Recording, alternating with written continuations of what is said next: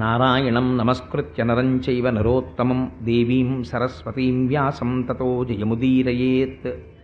హరి ఓం. పరమేశ్వర స్వరూపమైన సభకి నమస్కారం. నిన్నటి రోజు ప్రసంగాన్ని పూర్తి చేసే సమయానికి నేను మీకు ఒక విషయాన్ని విజ్ఞాపన చేసి ఉన్నాను.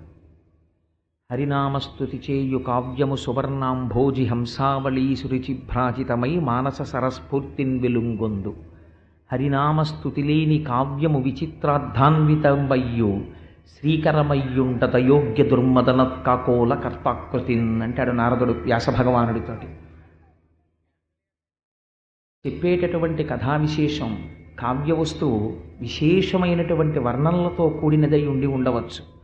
అందులో సాహిత్యం చాలా గొప్పదై ఉండవచ్చు, అనేకమైన అలంకారములు చోటు చేసుకుని ఉండవచ్చు, శబ్దశక్తి ఉండి ఉండవచ్చు. కానీ ఆ చెప్పినటువంటి విషయము ఈశ్వరుడు గురించి చెప్పి ఉండి ఉండకపోతే దాని వలన నిష్ప్రయోజనము. కానీ ఏ కావ్యము భగవంతుణ్ణి ప్రతిపాదన చేస్తుందో, భగవంతుని యొక్క గుణములను పొగుడుతుందో, భగవంతుడి గురించి చెప్పే ప్రయత్నం చేస్తుందో అది మాత్రమే ఉద్ధరిస్తుంది.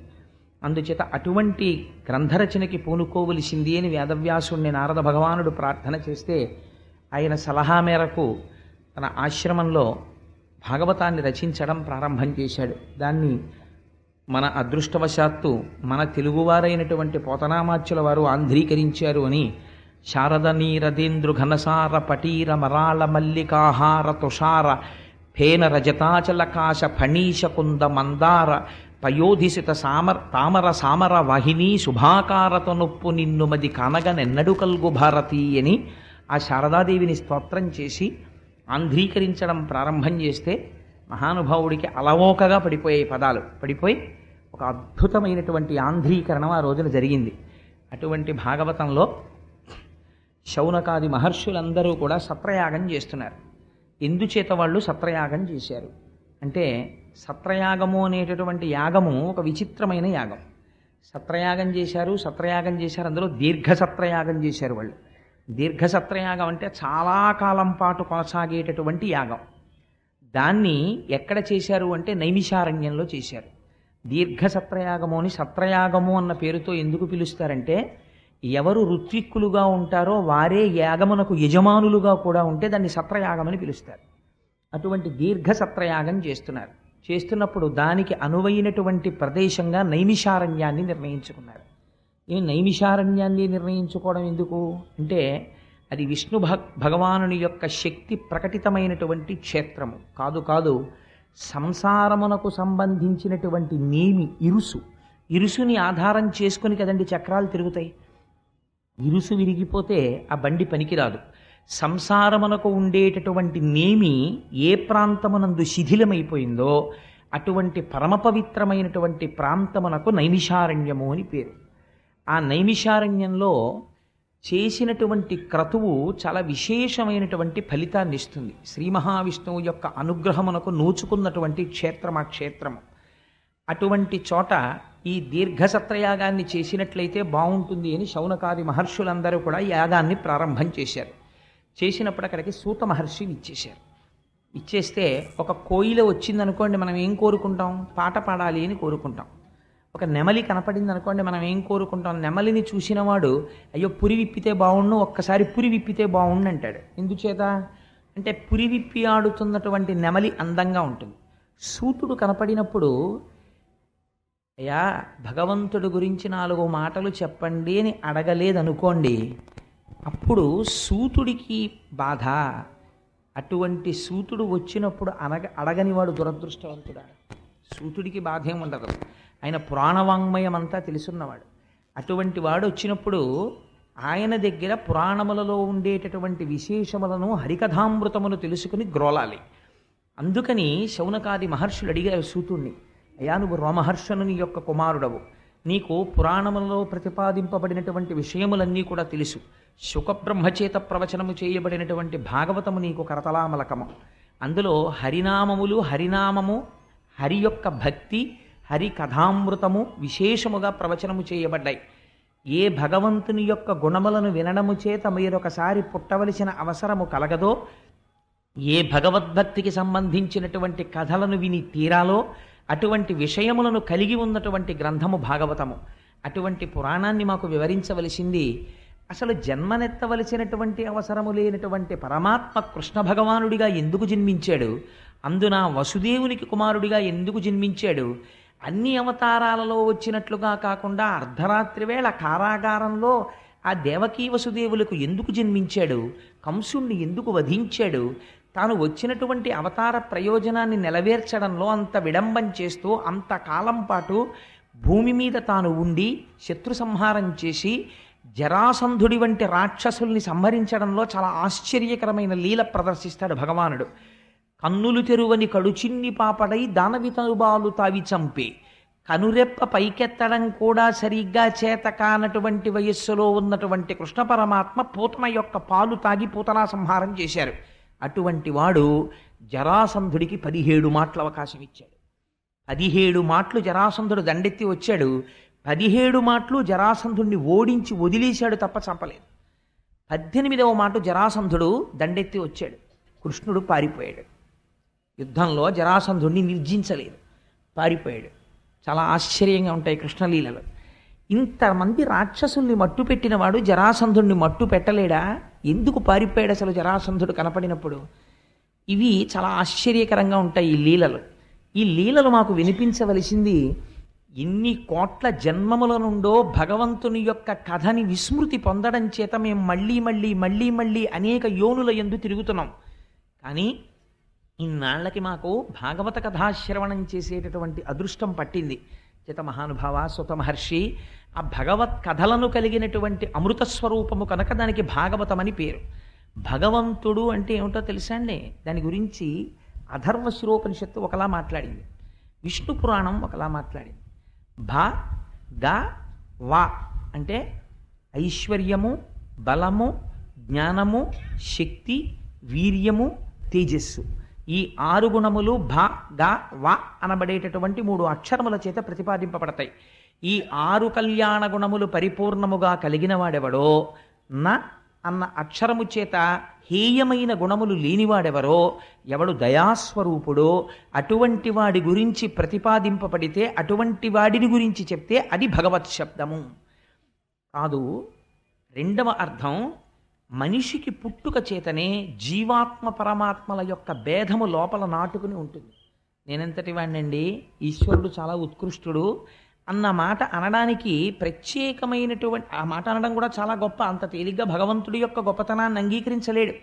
కానీ జీవ పరమాత్మల మధ్య ఉండేటటువంటి భేదమును తొలగించి రెండు ఒక్కటే అనేటటువంటి అభేద బుద్ధి లోపల కలిగి ఇక్కడే అపరోక్షానుభూతిని తాను పొంది ఆత్మదర్శనమయ్యేటటువంటి స్థితిని అనుగ్రహించగలిగినటువంటి స్వరూపము ఏది ఉన్నదో, ఏది మీ భక్తికి కర్మకి మెచ్చి జ్ఞానమీయగలదో అటువంటి పదార్థమునకు భగవన్ అని పేరు.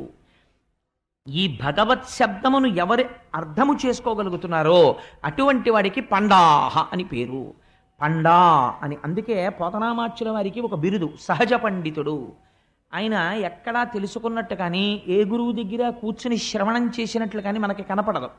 కానీ పోతన గారికి మరి ఇంత జ్ఞానము ఎలా కలిగింది అంటే ఆయన సహజ పండితుడు. సహజ పండితుడు అంటే పుట్టుకతోట ఆయనకి పద్యాలు రాయడం వచ్చింది, కవిత్వం చెప్పడం వచ్చిందని కాదు దాని అర్థం. పండాహ అన్న శబ్దంలోంచి పండితుడు అన్న మాట వచ్చింది. పండా అని ఎవరిని పిలుస్తారంటే ఏ వ్యక్తికి, ఏ భక్తుడికి భగవంతుని యొక్క నిర్హేతుకమైన కృప ప్రసరించిన కారణము చేత ఆయన భక్తి ఫలస్వరూపమును పొందితే మాయా అనబడేటటువంటి తెర తొలగి జీవబ్రహ్మైక్య సిద్ధి కలిగి భగవంతునికి సంబంధించినటువంటి జ్ఞానమును పరిపూర్ణముగా పొందుతాడో అటువంటి వాణ్ణి పండితుడని పిలుస్తారు లోకంలో.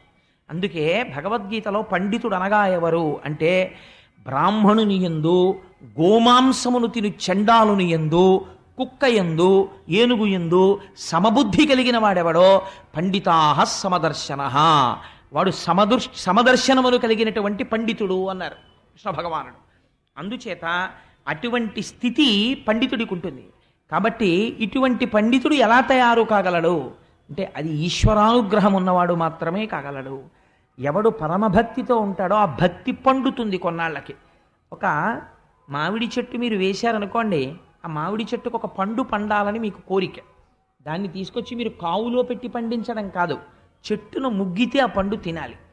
కానీ మీరు పెట్టినటువంటి విత్తనంలోంచి చెట్టు రావాలి, దాన్ని మేకలు ఆవులు తినేయకుండా ఉండాలి, అది ఒక స్థితికి రావాలి, అది పూత పుయ్యాలి, విశేషమైన మంచు పడి ఆ పువ్వులు వాడిపోకుండా ఉండాలి, అవి పిందెలవ్వాలి, ఆ పిందె రాలిపోకుండా ఉండాలి, అది కాయ అవ్వాలి, వీధిలో ఉన్న పిల్లలు రాళ్ళు పెట్టి కొట్టి కింద పడిపోకుండా అది కాపాడబడాలి, దాన్ని చిలక కొట్టకుండా ఉండాలి, అది చెట్టున పండాలి, ఆరముగ్గాలి, ముగ్గిన తరువాత కాకులు వచ్చి పొడి చేసి తినేయకుండా ఉండాలి, అది భూమి మీద పడాలి, పడే లోపల కింద పడి చితికిపోకుండా చక్కగా మీరు పరిచిన ఏ గడ్డిలోనో పడాలి, పడి మీ చేతికి దక్కితే అందులోంచి సువాసనలు వెదజల్లుతున్నటువంటి ఆ ఫలాన్ని ఆస్వాదించిన నాడు మీరు చేసినటువంటి ప్రయత్నమునకు సిద్ధి. ఈ పండు పండడం అనేటటువంటిది ఎటువంటిదో, మీరు ఆ మామిడి విత్తనం పెట్టిన దగ్గర నుంచి చిట్ట చివరదేది పండు పండుట. పండు పండుట మీ చేతిలో లేదు, అది తనంత తాను పండాలి. మామిడి పండు ఓ పండు పండిపో, పండు పండిపో అంటే పండదు, తనంత తాను పండిపోతుంది. అందుకేనండి శాస్త్రంలో ఒక గొప్ప రహస్యం ఉంది. రామకృష్ణ పరమహంస అంటారు, తొక్కలేని పండు పండదు. పండు పండిపోయిన తరువాత తొక్క నుంచి విడిపోతుంది.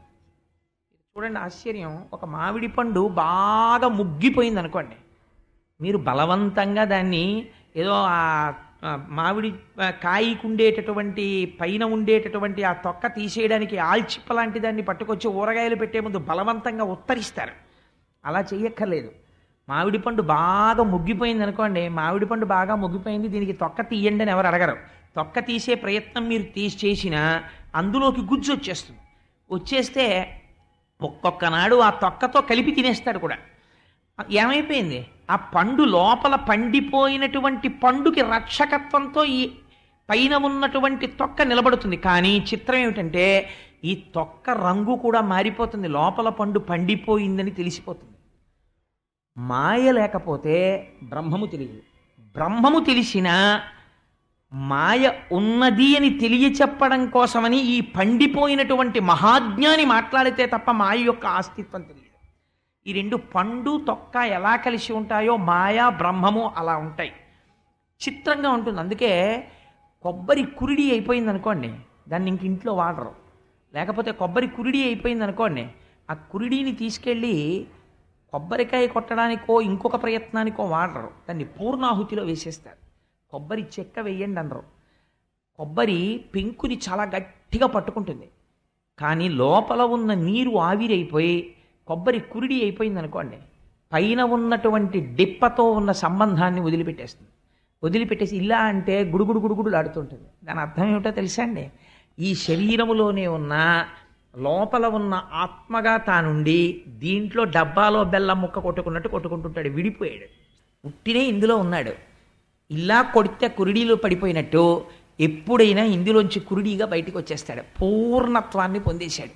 ఇప్పుడు ఆ పూర్ణత్వాన్ని పొందేసిన కురిడి తినడానికి కాదు, పూర్ణాహుతిలో పడేయడానికి పనికొస్తుంది. పూర్ణాహుతి ఒకటి పూర్తయిపోయింది అని చెప్పడానికి పూర్ణాహుతి చేస్తాడు. ఇంకా మళ్ళీ రావలసిన అవసరం లేని స్థితికి వెళ్ళిపోయాడు అని చెప్పడానికి తాను కురిడి అయిపోతాడు. కురిడి అయిపోతే అందుకే కొబ్బరికాయతో మనకి రోజు సంబంధం. ఈ లోపల ఆత్మని తాను తెలుసుకుని ఆత్మగా ఉండి ఈ పై శరీరంతో సంబంధం ఉండదు. ఇంట్లో ఉన్న వాళ్ళకి చూసే వాళ్ళకి ఏమిటండి ఆయన ఏం పట్టించుకోరు, అలాగా ఆరోగ్యం అలా అయిపోతుంది, ఆయనకి ఏమీ అక్కర్లేదు అంటే ఆయన తెలుసుకున్నాడు, ఇంకా తను నిలబెట్టుకోవలసిన అవసరం లేదు, అయిపోయింది దీని పరిస్థితి. దీనితో ఏది చెయ్యాలో అది చేసేసాను గృహస్థాశ్రమంలోకి వచ్చి.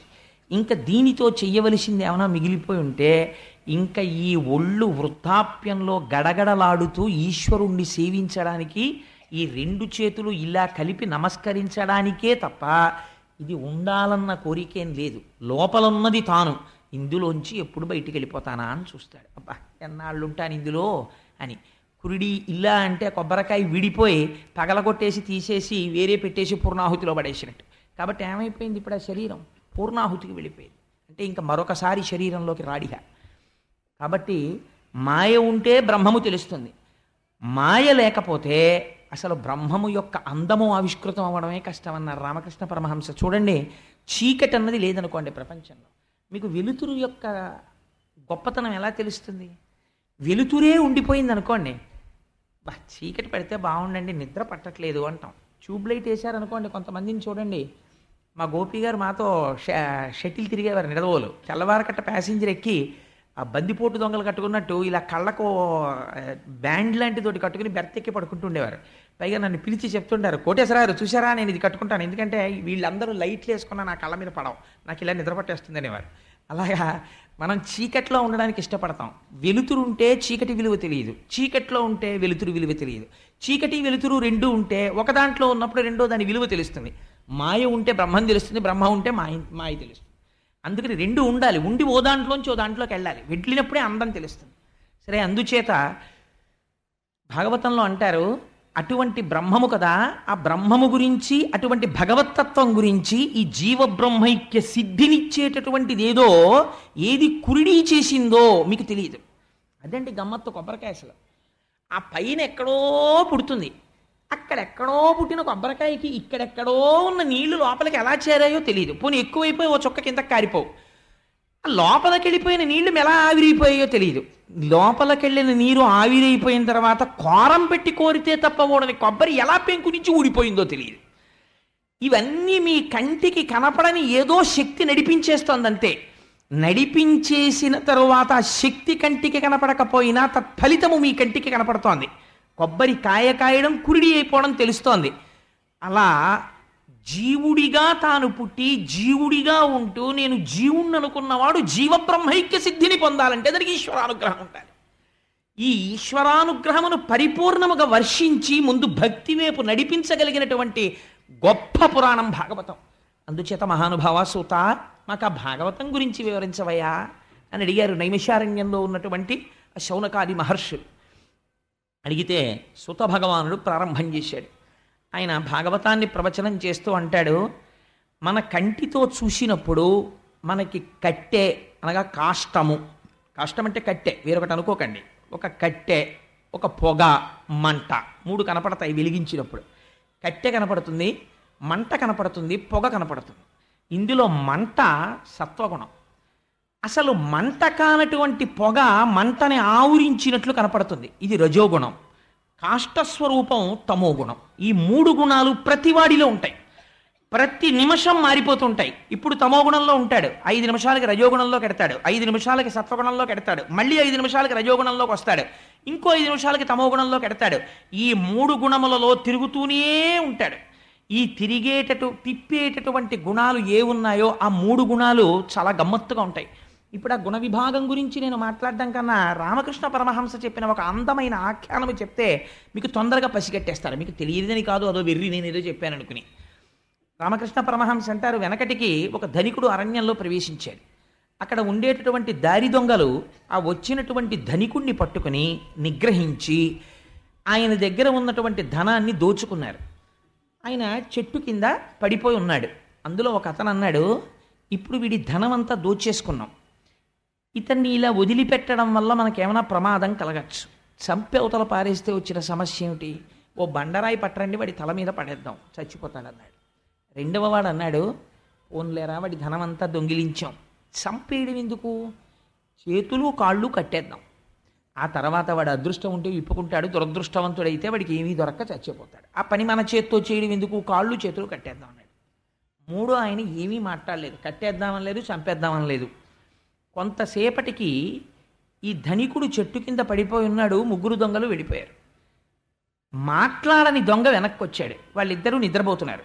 వెనక్కి వచ్చి, అయ్యా మేము మీ ధనం తీసుకోవడమే కాకుండా కట్టేశామండి, పాపం మీరు ఆకలితో ఉన్నారో దాహంతో ఉన్నారో మీ కట్లు విప్పేస్తానని కట్లు విప్పేస్తే ఆ ధనికుడు అన్నాడు, అయ్యా నా శరీరం బడలిపోయింది భయంతో, నేను మా ఊరు చేరాలి, కానీ అరణ్యంలో నాకు దారి ఎలా తెలుస్తుంది, నేను పరిభ్రమిస్తూ చచ్చిపోతానేమో, మీకు దొంగలు కాబట్టి ఎట్టించి వెళ్ళాలో తెలుసు, ఊళ్ళోకి ఎట్టెడతారో నన్ను తీసుకెళ్ళండి అన్నాడు. రండి అని చెయ్యి పట్టుకుని దగ్గరిత్రారిలో ఊరికి తీసుకెళ్ళి ఆ ఊరి రోడ్డు కనపడింది, ఆ రోడ్డు దగ్గర చూపించి మీరు ఇంటికి వెళ్ళిపోండి నేను వెళ్ళిపోతున్నానన్నాడు. మీరు రెండో కప్పు కాఫీ తాగుదురు కానన్నాడు ఆయన. నేను రానన్నాడు. నేను రానండి మీరు వెళ్ళిపోండి చాలని దొంగ మళ్ళీ అరణ్యంలోకి వెళ్ళిపోయాడు. ఇందులో చంపేద్దామన్నవాడు తమోగుణం, కట్టేద్దామన్నవాడు రజోగుణం. వదిలేద్దామని దారి చూపించిన వాడు సత్వగుణం. ఒకటి గుర్తుపెట్టుకోండి, సత్వగుణం ఇంటికి తీసుకెళ్ళదు, దారి చూపిస్తుంది అంతే. తమోగుణం మనిషిని నాశనం చేసేస్తుంది. రజోగుణం సంసారమునందు బంధిస్తుంది. సత్వగుణం ఈశ్వరుడి వైపుకి దారి చూపిస్తుంది, కానీ నిలకడ ఉండదు, జారిపోతుంటాడు. సత్వము నుండి శుద్ధ సత్వములోకి వెళ్ళాలి. ఈ సత్వగుణము లోపల పెంపొందితే నిరంతరము బాగా అభ్యాసము చేస్తుంటే, తనని తాను పరిశీలనము చేసుకుంటుంటే, నాకు ఎక్కడి నుంచి వస్తోంది కోపం, నేను ఎందుకు పడుతున్నాను బంధనంలో, ప్రతి క్షణం లోపల జరుగుతూ ఉండాలి. ఇంద్రియ లౌల్యం కలిగిందనుకోండి, ఎందుకు కలుగుతోంది నాకు ఈ లౌల్యం అని మీరు పరిశీలన చెయ్యగలగాలి. అలా చేసుకుంటూ ఉంటే అది సత్వగుణంలో నిలబెడుతుంది. అలా నిలబెట్టగా కొన్నాళ్ళకి ఆ సత్వగుణం భగవదారాధన వైపుకు తీసుకెడుతుంది. ఆ ఆరాధనమే భక్తి. ఈశ్వరుడి పట్ల భక్తితో ఉంటాడు. ఆ భక్తి చేత ప్రీతి చెందిన పరమాత్మ ఒకనాడు జ్ఞానం ఇస్తాడు. అజ్ఞానాద్దేవతు కైవల్యం, ఆ జ్ఞానము చేత కైవల్యం వస్తుంది. కాబట్టి ముందేది కలగాలి? భక్తి కలగాలి. ఈ భక్తి కలగడానికి ఈశ్వరుడి గురించి వినాలి. ఈశ్వరుడి గురించి ఎక్కడ చెప్తారు మీకు? విశేషంగా భాగవతంలో చెప్పారు. అందుకని సూతుడు అన్నాడు, ఈశ్వరుడు ఈ లోకమునంతటా నిండి నిబిడీకృతమైపోయాడు. ఎక్కడ లేడని నువ్వు అనుకోకు. ఈ లోకమంతా ఈశ్వరమయం జగత్. విష్ణువు నిండిపోయి ఉన్నాడు విశ్వముగా. ఎలా అని నువ్వు అడుగుతావేమో, ఆయన విరాట్ రూపమునందున్నాడు అన్నాడు. ఎలా విరాట్ రూపంలో ఉన్నాడు? 16 కళల చేత నిండిపోయి ఉన్నాడు. నువ్వు చూడగలిగితే ఏవవి?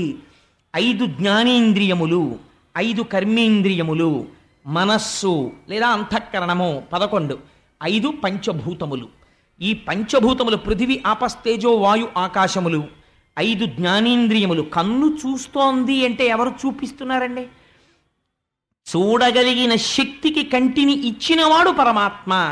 వినగలిగిన శక్తి చెవికి ఇచ్చినవాడు పరమాత్మ. స్పృశించినప్పుడు తెలుసుకోగలిగిన శక్తిని చర్మములకు ఇచ్చినవాడు పరమాత్మ. ఈ జ్ఞానేంద్రియములు, ఈ కర్మేంద్రియములు నోట్లో వేసుకుంటే నోరు తినడానికి ఉపయోగిస్తుంది, మాట్లాడడానికి ఉపయోగిస్తుంది.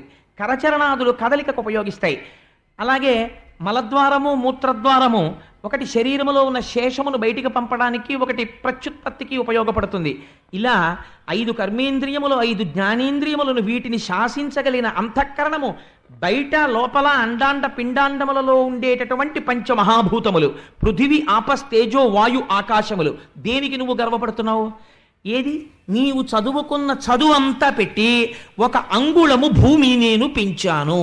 పూర్వం ఎన్ని వేల కిలోమీటర్ల దూరం ఈ భూమి ఉందో అంతకన్నా ఇంకొక అంగుళం నేను ఈ భూమిని పెంచాను. పెంచి చూపించు. నువ్వు పెంచలేవు. 1 అంగుళం తగ్గించాను, తగ్గించి చూపించు. నువ్వు తగ్గించలేవు.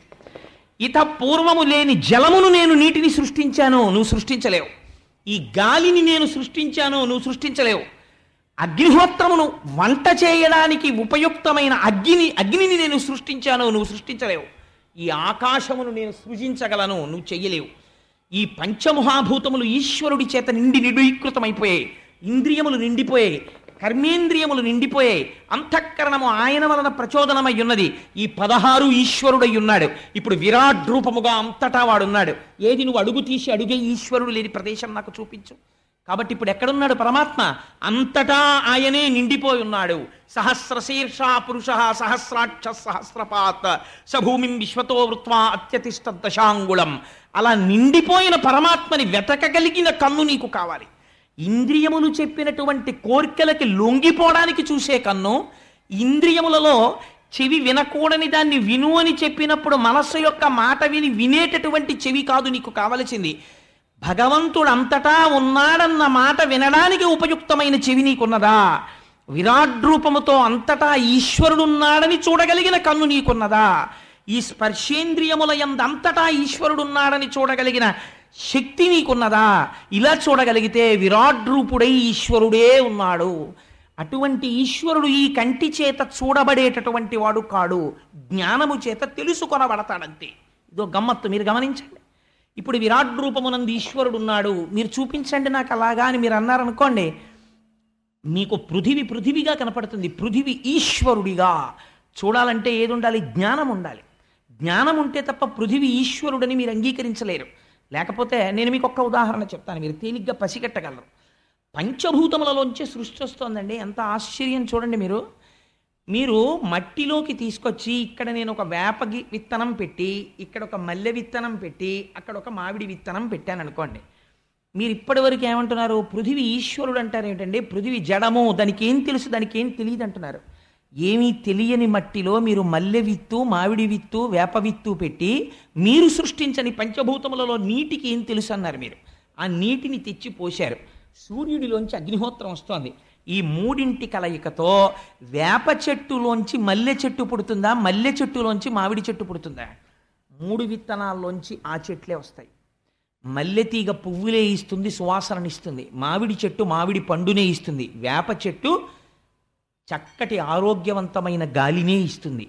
ఈ 3 పంచమహాభూతముల యొక్క కలయికలోంచి మళ్ళీ సృష్టి జరుగుతోంది. ఈ సృష్టిని ఈ పిండాండము తింటోంది. మళ్ళీ ఇందులో పృథివీ పెరుగుతోంది, జలము పెరుగుతోంది. బ్రహ్మాండంలో జలం మీరు పుచ్చుకుంటున్నారు, బ్రహ్మాండంలో పృథివీ ఇది పుచ్చుకుంటోంది. మళ్ళీ ఇందులోంచి మిగిలిపోయిన పృథివీ పుచ్చుకుంటోంది. ఎవ్వరూ పుచ్చుకోవట్లేదు. ఎవరు నడుపుతున్నారు ఈ సంఘాతం అంతటిని? ఇలా ఎవరు శాసనం చేస్తున్నారు? ఎవరు ఇలా నడవమని ఆదేశం చేస్తున్నారు? ఎవరి ఆదేశానికి భయపడి నడుస్తోంది? ఎవరు ఇలా చెయ్యగలుగుతున్నాడో వాడు ఈశ్వరుడు. అది మీ కంటికి కనపడదు, మీరు జ్ఞానము చేత తెలుసుకోవాలి. అయితే ఏమండి, అందరూ తెలుసుకోలేరు కదా. మరి ఈ మాంసనేత్రముతో చూడడానికి వీలుగా ఈశ్వరుడు కనపడతాడా? కనపడతాడు. పృథివీ ఈశ్వరుడే. జ్ఞానము చేత తెలుసుకోలేకపోయావు, కంచిలో పృథివీ లింగం అయిపోతాడు. అగ్ని ఈశ్వరుడే. జ్ఞానము చేత తెలుసుకోలేకపోయావు, అరుణాచలంలో అగ్నిలింగం అయిపోతాడు. అందుకే అరుణాచలం అంతరాలయంలోకి వెళ్ళి కాసేపు కూర్చుంటే బయట ఎంత చల్లగా ఉన్నా లోపల ఒక్కపోసి చెమట పడుతుంది. అగ్నిలింగం ఉంది. వేడి ఎక్కువైపోయింది అనుకోండి, కాలిపోతాం, దగ్గరికి వెళ్ళలేము. అందుకని ఈశ్వరుడు అంత అగ్ని మాత్రమే చూపిస్తాడు. కాదు అది జ్ఞానాగ్ని, వేరు విషయం. వాయులింగముగా శ్రీకాళహస్తిలో ఉన్నాడు. సరే, ఇది విడిచిపెట్టండి. అసలు లింగస్వరూపం అంటే మళ్ళీ అరూపరూపిగా ఉంది. అసలు ఈశ్వరుడు ఈ మాంసనేత్రముతో మేము చూసి అడిగో ఈశ్వరుడిని చెప్పడానికి వీలైన రీతిలో కరచరణాదులతో కదిలి భూమి మీద తిరిగాడయా? ఇది ఎవరు వింటున్నారో వాడు జన్మ సాఫల్యమును పొందుతున్నాడు అంది భాగవతం. అలా ఎప్పుడు వచ్చాడు పరమాత్మ?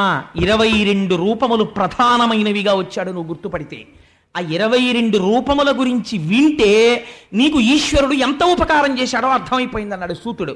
ఎక్కడొచ్చాడు చెప్పమని అడిగారు శౌనకాది మహర్షులు. పరమానందంతో అడిగారు. ఆయన అన్నారు, క్షీరసాగరమునందు శయనించి లోకుల యొక్క అన్ని విషయములను యోగ నిద్రలో తెలుసుకుంటున్నటువంటి మూర్తిగా శంఖచక్ర గదాధరుడై నాభికమలము నుంచి చతుర్ముఖ బ్రహ్మగారు పుట్టగా కదిలిన బాహు పదంబుల కంకణ రవము సూప అంటారు పోతన గారు. ఇలా చేతులు కదులుతుంటే ఆయన వేసుకున్నటువంటి మణికంకణముల యొక్క ధని కలుగుతుంటే ఆయన పాదాన్ని లక్ష్మీదేవి ఒత్తుతున్నప్పుడు ఆయన కొంచెం ఇలా అనేటప్పటికీ ఆ పాదములకు పెట్టుకున్నటువంటి నూపురముల యొక్క ధని కలుగుతుంటే పచ్చని పీతాంబరం కట్టుకున్నవాడై తెల్లటి శంఖాన్ని చేతిలో పట్టుకుని, కుడి చేతిలో చక్రం పట్టుకుని, గద పట్టుకుని, పద్మము పట్టుకుని శేషుడి మీద పడుకున్నటువంటి ఆ శ్రీ మహావిష్ణువు ఉన్నారే శ్రీమన్నారాయణుడు. ఆ శ్రీమన్నారాయణుడు ఈ లోకమంతటికి ప్రధానమైనటువంటి స్వామి. అటువంటి స్వామి, ఆ నారాయణ తత్వము, ఆ నారాయణ మూర్తి అందరికీ గోచరమయ్యేవాడు కాదు. ప్రతివాడి మాంసనేత్రమునకు కనపడడం. అది ఎవరో యోగులు జీవితాలు మాకు సుఖాలు అక్కర్లేదని ఇంద్రియములను గెలిచిన వారై తపస్సు చేసి కొన్ని వేల జన్మలు భగవంతుడి కోసం పరితపించిపోయిన మహాపురుషులు ఎక్కడో ధ్యాన సమాధిలో ఈశ్వర దర్శనం చేస్తున్నారు. అది మొట్టమొదటి తత్వం. అది ఉన్నది. దానిలోంచి వచ్చే మిగిలినవన్నీ అది అవతారము కాదు, అది ఉన్న పదార్థము, అది మైనము. ఇప్పుడు దాంట్లోంచి ఎన్ని బొమ్మలైనా చెయ్యొచ్చు ముద్ద కట్టి. అది మట్టి, మూకుడు చేసుకోవచ్చు, అట్లకాడ చేసుకోవచ్చు. అసలు ఉన్నది ఏది? నారాయణుడు. ఇప్పుడు నారాయణుడిలోంచి అసలు ఈ సృష్టి జరగడానికి మొదట వచ్చినది ఏది? ఆయన నాభికమలంలోంచి ఒక చతుర్ముఖ బ్రహ్మగారు ఆవిర్భవించారు. 4 ముఖాలతో వేదం చెప్తూ శ్రీమన్నారాయణుడు చెప్పిన ఆజ్ఞ ప్రకారం సృష్టి చేసిన వాడెవరో అది మొట్టమొదటి అవతారం చతుర్ముఖ బ్రహ్మగారు. ఆ చతుర్ముఖ బ్రహ్మగారి తర్వాత వచ్చినటువంటి అవతారం ఈ భూమినంతటినీ తీసుకెళ్ళి తనదిగా అనుభవించాలనేటటువంటి లోభబుద్ధితో ప్రవర్తించినటువంటి హిరణ్యాక్షుణ్ణి వధించడానికి వచ్చినటువంటి యజ్ఞవరాహమూర్తి. 2-3 రోజుల్లో వస్తుంది వరాహావతారం యొక్క గొప్పతనం ఏమిటో. యజ్ఞవరాహమూర్తి రెండవ అవతారము. మూడవ అవతారము సంసారమునందు బద్ధులై కర్మాచరణము ఎలా చెయ్యాలో కూడా తెలియక కామమునకు అర్థమునకు వశులైపోయినటువంటి లోకుల్ని ఉద్ధరించడం కోసమని చతుర్ముఖ బ్రహ్మగారిలోంచి పైకి వచ్చినటువంటి మహానుభావుడైనటువంటి నారదుడు, అది మూడవ అవతారం. బ్రహ్మగారితో పాటు వచ్చినటువంటి వారు సనక సనందనాథులు. ఇక్కడ నారదుని యొక్క అవతారం. నారదుని యొక్క అవతారము తర్వాత వచ్చినటువంటిది సాంఖ్యయోగం చెప్పినటువంటి కపిలుడు. విశేషముగా వేదాంత తత్వాన్నంతటినీ చెప్పాడు కపిలుడు. కొద్ది రోజుల్లో, ఒక 5-6 రోజుల్లోనో వారం రోజుల్లో వచ్చేస్తుంది దేవహూతి, కర్దమ ప్రజాపతి. ఆ కపిలుడు ఆయన జన్మించడం, తల్లిగారికి కపిలగీత చెప్పడం, సాంఖ్యయోగం చెప్పడం, ఒళ్ళు గగురు పొడుస్తుంది ఆ సాంఖ్యం వింటుంటే. అటువంటి సాంఖ్యమును చెప్పినటువంటి కపిలుడు. ఆ కపిలుని యొక్క అవతారము తర్వాత వచ్చినటువంటి అవతారము దత్తావతారము. దత్తాత్రేయుడై అనసూయ, అత్రి వాళ్ళిద్దరికీ జన్మించినటువంటి మహాపురుషుడై ముగ్గురు సృష్టికర్త, స్థితికర్త, ప్రళయకర్త అయినటువంటి బ్రహ్మ, విష్ణు, మహేశ్వరుల యొక్క తత్వముతో కూడినటువంటి వాడై జ్ఞానప్రబోధం చేసి ప్రహ్లాదాదుల్ని ఉద్ధరించినటువంటి అవతారం ఏది ఉన్నదో అది దత్తాత్రేయ స్వామి వారి అవతారము. మీరు ఒకటి గుర్తుపెట్టుకోండి, వ్యాసుడు ఏది చెప్పాడో అదే సత్యము. అందుకని ఆ వచ్చినటువంటి అవతారము దత్తావతారము. కపిలుడు, దత్తుడు అయిపోయిన తర్వాత వచ్చినటువంటి అవతారము అరుచి అనబడేటటువంటి, కకూతి అనబడేటటువంటి, రుచి అనబడేటటువంటి పురుషుడికి కలిగినటువంటి ఒక మహాపురుషుడు యజ్ఞుడు. యజ్ఞుడనబడేటటువంటి రూపంతో స్వామి ఆవిర్భవించారు.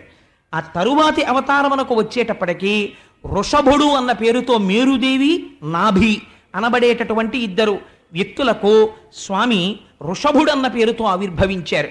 వృషభుడు కూడా అయిపోయిన తర్వాత ఈ భూమండలాన్ని ధర్మబద్ధంగా పరిపాలించడానికి చక్రవర్తి రూపంలో ఉద్భవించమని భక్తులందరూ ప్రార్థన చేస్తే పృథు చక్రవర్తిగా ఆవిర్భవించాడు. ఆ రోజున భూమినంతటినీ గోవుగా మార్చి ఓషధుల్ని పిండాడు పృథు చక్రవర్తిగా. అందుచేత అది పృథు చక్రవర్తి యొక్క అవతారము. తర్వాత వచ్చినటువంటిది మత్స్యావతారము. మత్స్యావతారంలో సత్యవ్రతుడనబడేటటువంటి రాజు రాబోయేటటువంటి కాలంలో వైవస్వత మనువుగా రావాలి. ప్రళయం జరిగిపోతోంది, లోకమంతా సముద్రములన్నీ పొంగిపోయి సముద్రాలన్నీ కలిసిపోయాయి, నీటితో నిండిపోయింది, ఇంకా భూమి లేదు ఎక్కడ. అప్పుడు ఈ భూమినంతటినీ కలిపి ఒక పడవగా చేసి తాను మత్స్యమూర్తిగా తయారై వస్తుంది మత్స్యావతారం. అప్పుడు విందురు కానీ పూర్తిగా. అందుకని నేను కొద్దిగా సంగ్రహంగా చెప్పేస్తున్నాను. ఈ అవతారాల యొక్క విశేషాలన్నీ మనకి 42 రోజుల్లో వచ్చేస్తాయి. ఏ అవతారంలో స్వామి ఏం చేశారో. తాను పెద్ద చాపగా మారి తనకుండేటటువంటి ఆ మూపుకి ఈ పృథివీని పట్టుకుని రథం కింద, పడవ కింద, అందులో సత్యవ్రతుడిని కూర్చోపెట్టి లోకములన్నీ నీటితో ప్రళయంలో నిండిపోతే ఆ పడవని లాగి ప్రళయాన్ని దర్శనం చేయించి వైవస్వత మనువుని కాపాడినటువంటి అవతారము మత్స్యావతారము. తదనంతరము క్షీరసాగర మథనం జరిగింది. అసలు విందురుగానే క్షీరసాగర మథనం ఎటువంటి క్షీరసాగర మథనమో అందులో లక్ష్మీదేవి పుడుతుంది. ఆ లక్ష్మీ కళ్యాణం వస్తుంది. అందులో లక్ష్మీ కళ్యాణం వింటే ఏమవుతుందో తెలుసా అండి?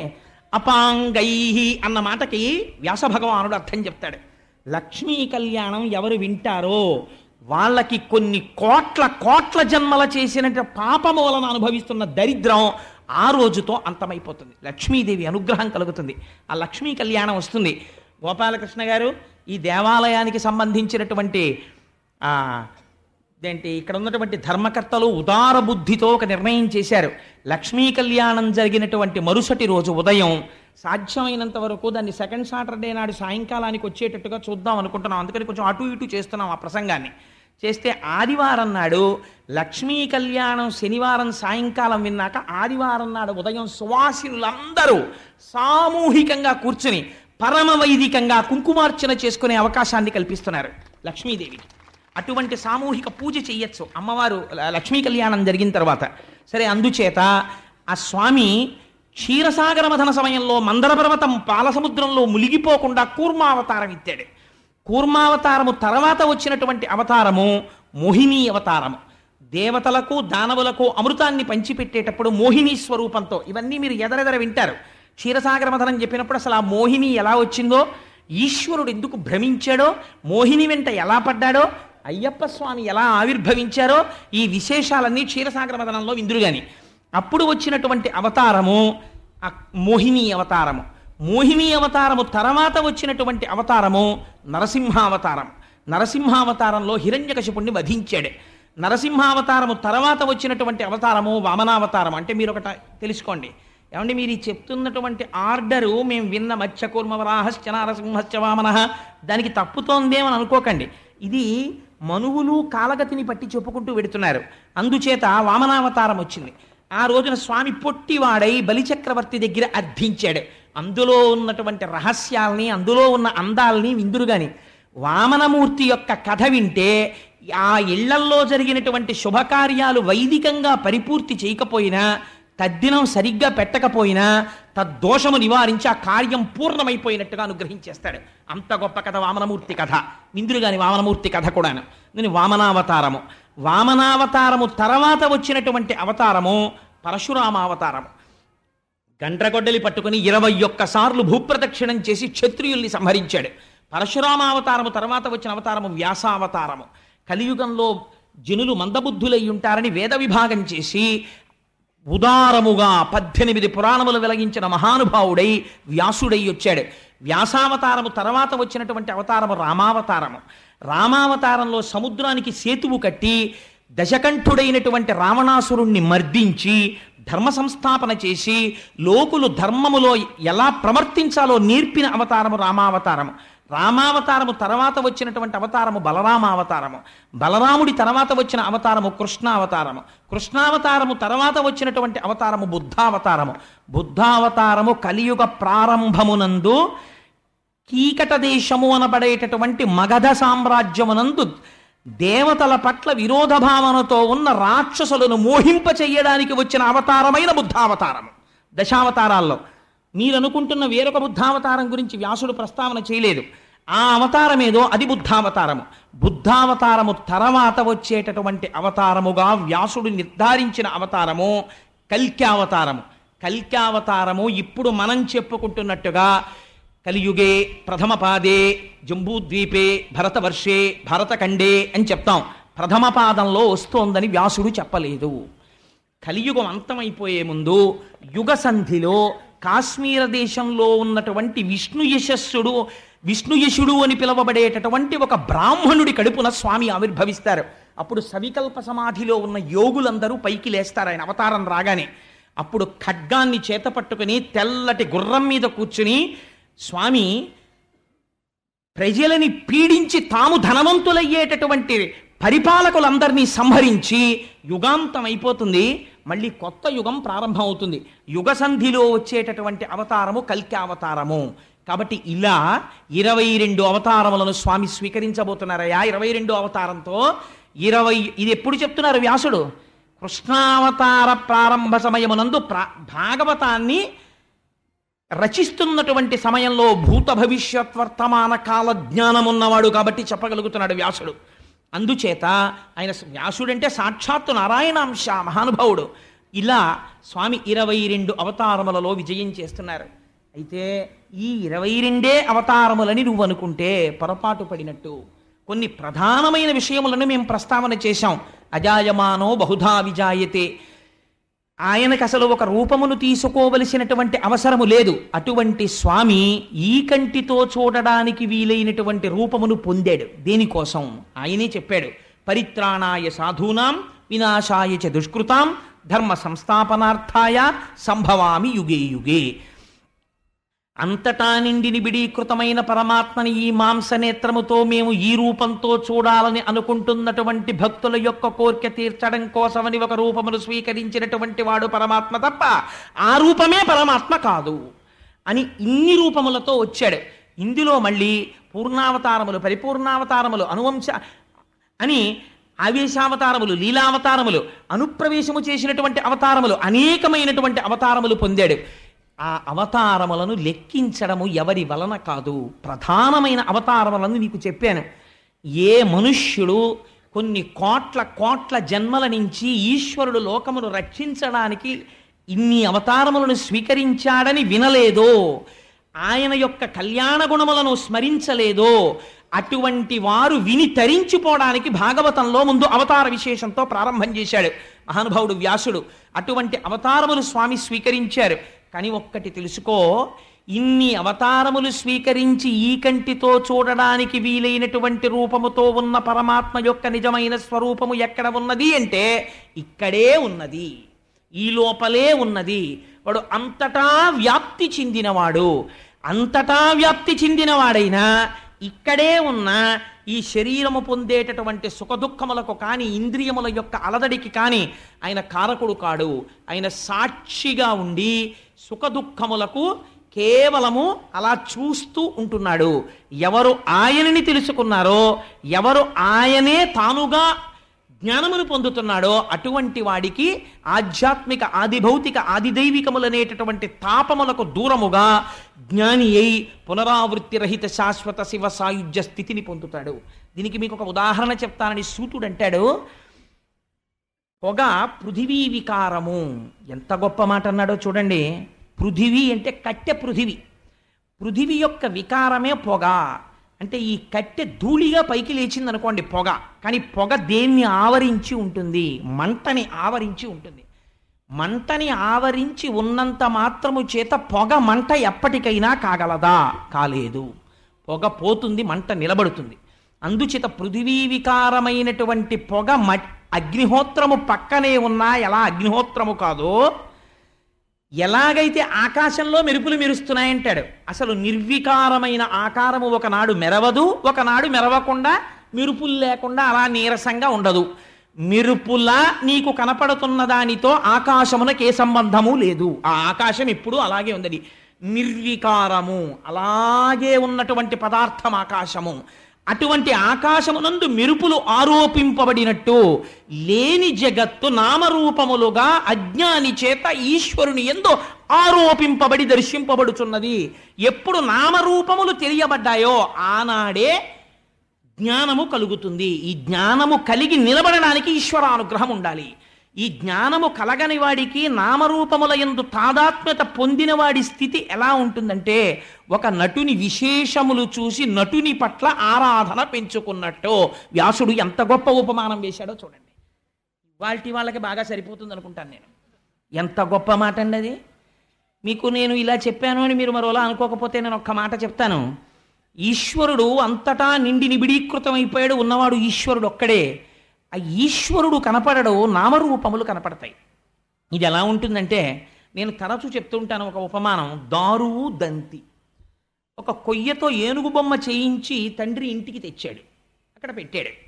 కొడుకు పరిగెత్తుకుంటూ వచ్చి అన్నాడు, ఒక 8 ఏళ్ల కొడుకు, నాన్నగారు మన ఇంట్లో ఏనుగుంది అన్నాడు. తండ్రి అన్నాడు, ఏదిరా ఏనుగు అన్నాడు. నాన్నగారు అదిగోనండి ఏనుగు. అమ్మ బాబోయ్, ఏనుగు తొండం ఎంత బాగుందో, ఏనుగు దంతాలు ఎంత బాగున్నాయో. నాన్నగారండి ఏనుగు నోరెంత బాగుందో చూసారా, ఎంత పెద్ద ఏనుగో నాన్నగారండి అంటున్నాడు. తండ్రి అన్నాడు, కాదురా అది కొయ్య అన్నాడు. కొడుకు అన్నాడు, ఏంటి నాన్నగారండి మీరు అన్నీ అలాగే చెప్తారు, అది కొయ్య కాదు ఏనుగు అన్నాడు. తండ్రి అన్నాడు, నీ అమాయకత్వం అజ్ఞానం రా, అది ఏనుగు కాదు అది కొయ్య అన్నాడు. మీరు సత్యం చెప్పండి, అది ఏనుగా కొయ్య? అది కొయ్య, అది ఏనుగు కాదు. ఏనుగుగా కనపడుతోంది.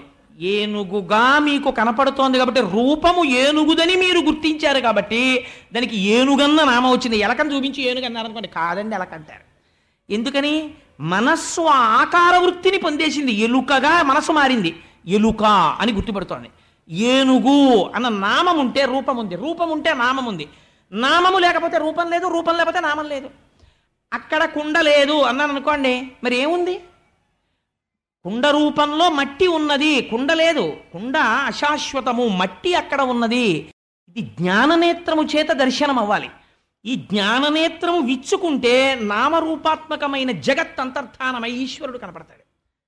అది అంత తేలిక కాదురా. నామరూపముల యందు నిలబడిపోతాడు, తర్కం చేస్తాడు, పైగా వాదన చేస్తాడు. ఎందుకు చేస్తున్నాడో తెలుసా? నటుడి యొక్క నటనా విశేషములను చూసి అభిమానించినటువంటి మూర్ఖుని వలే అన్నాడు.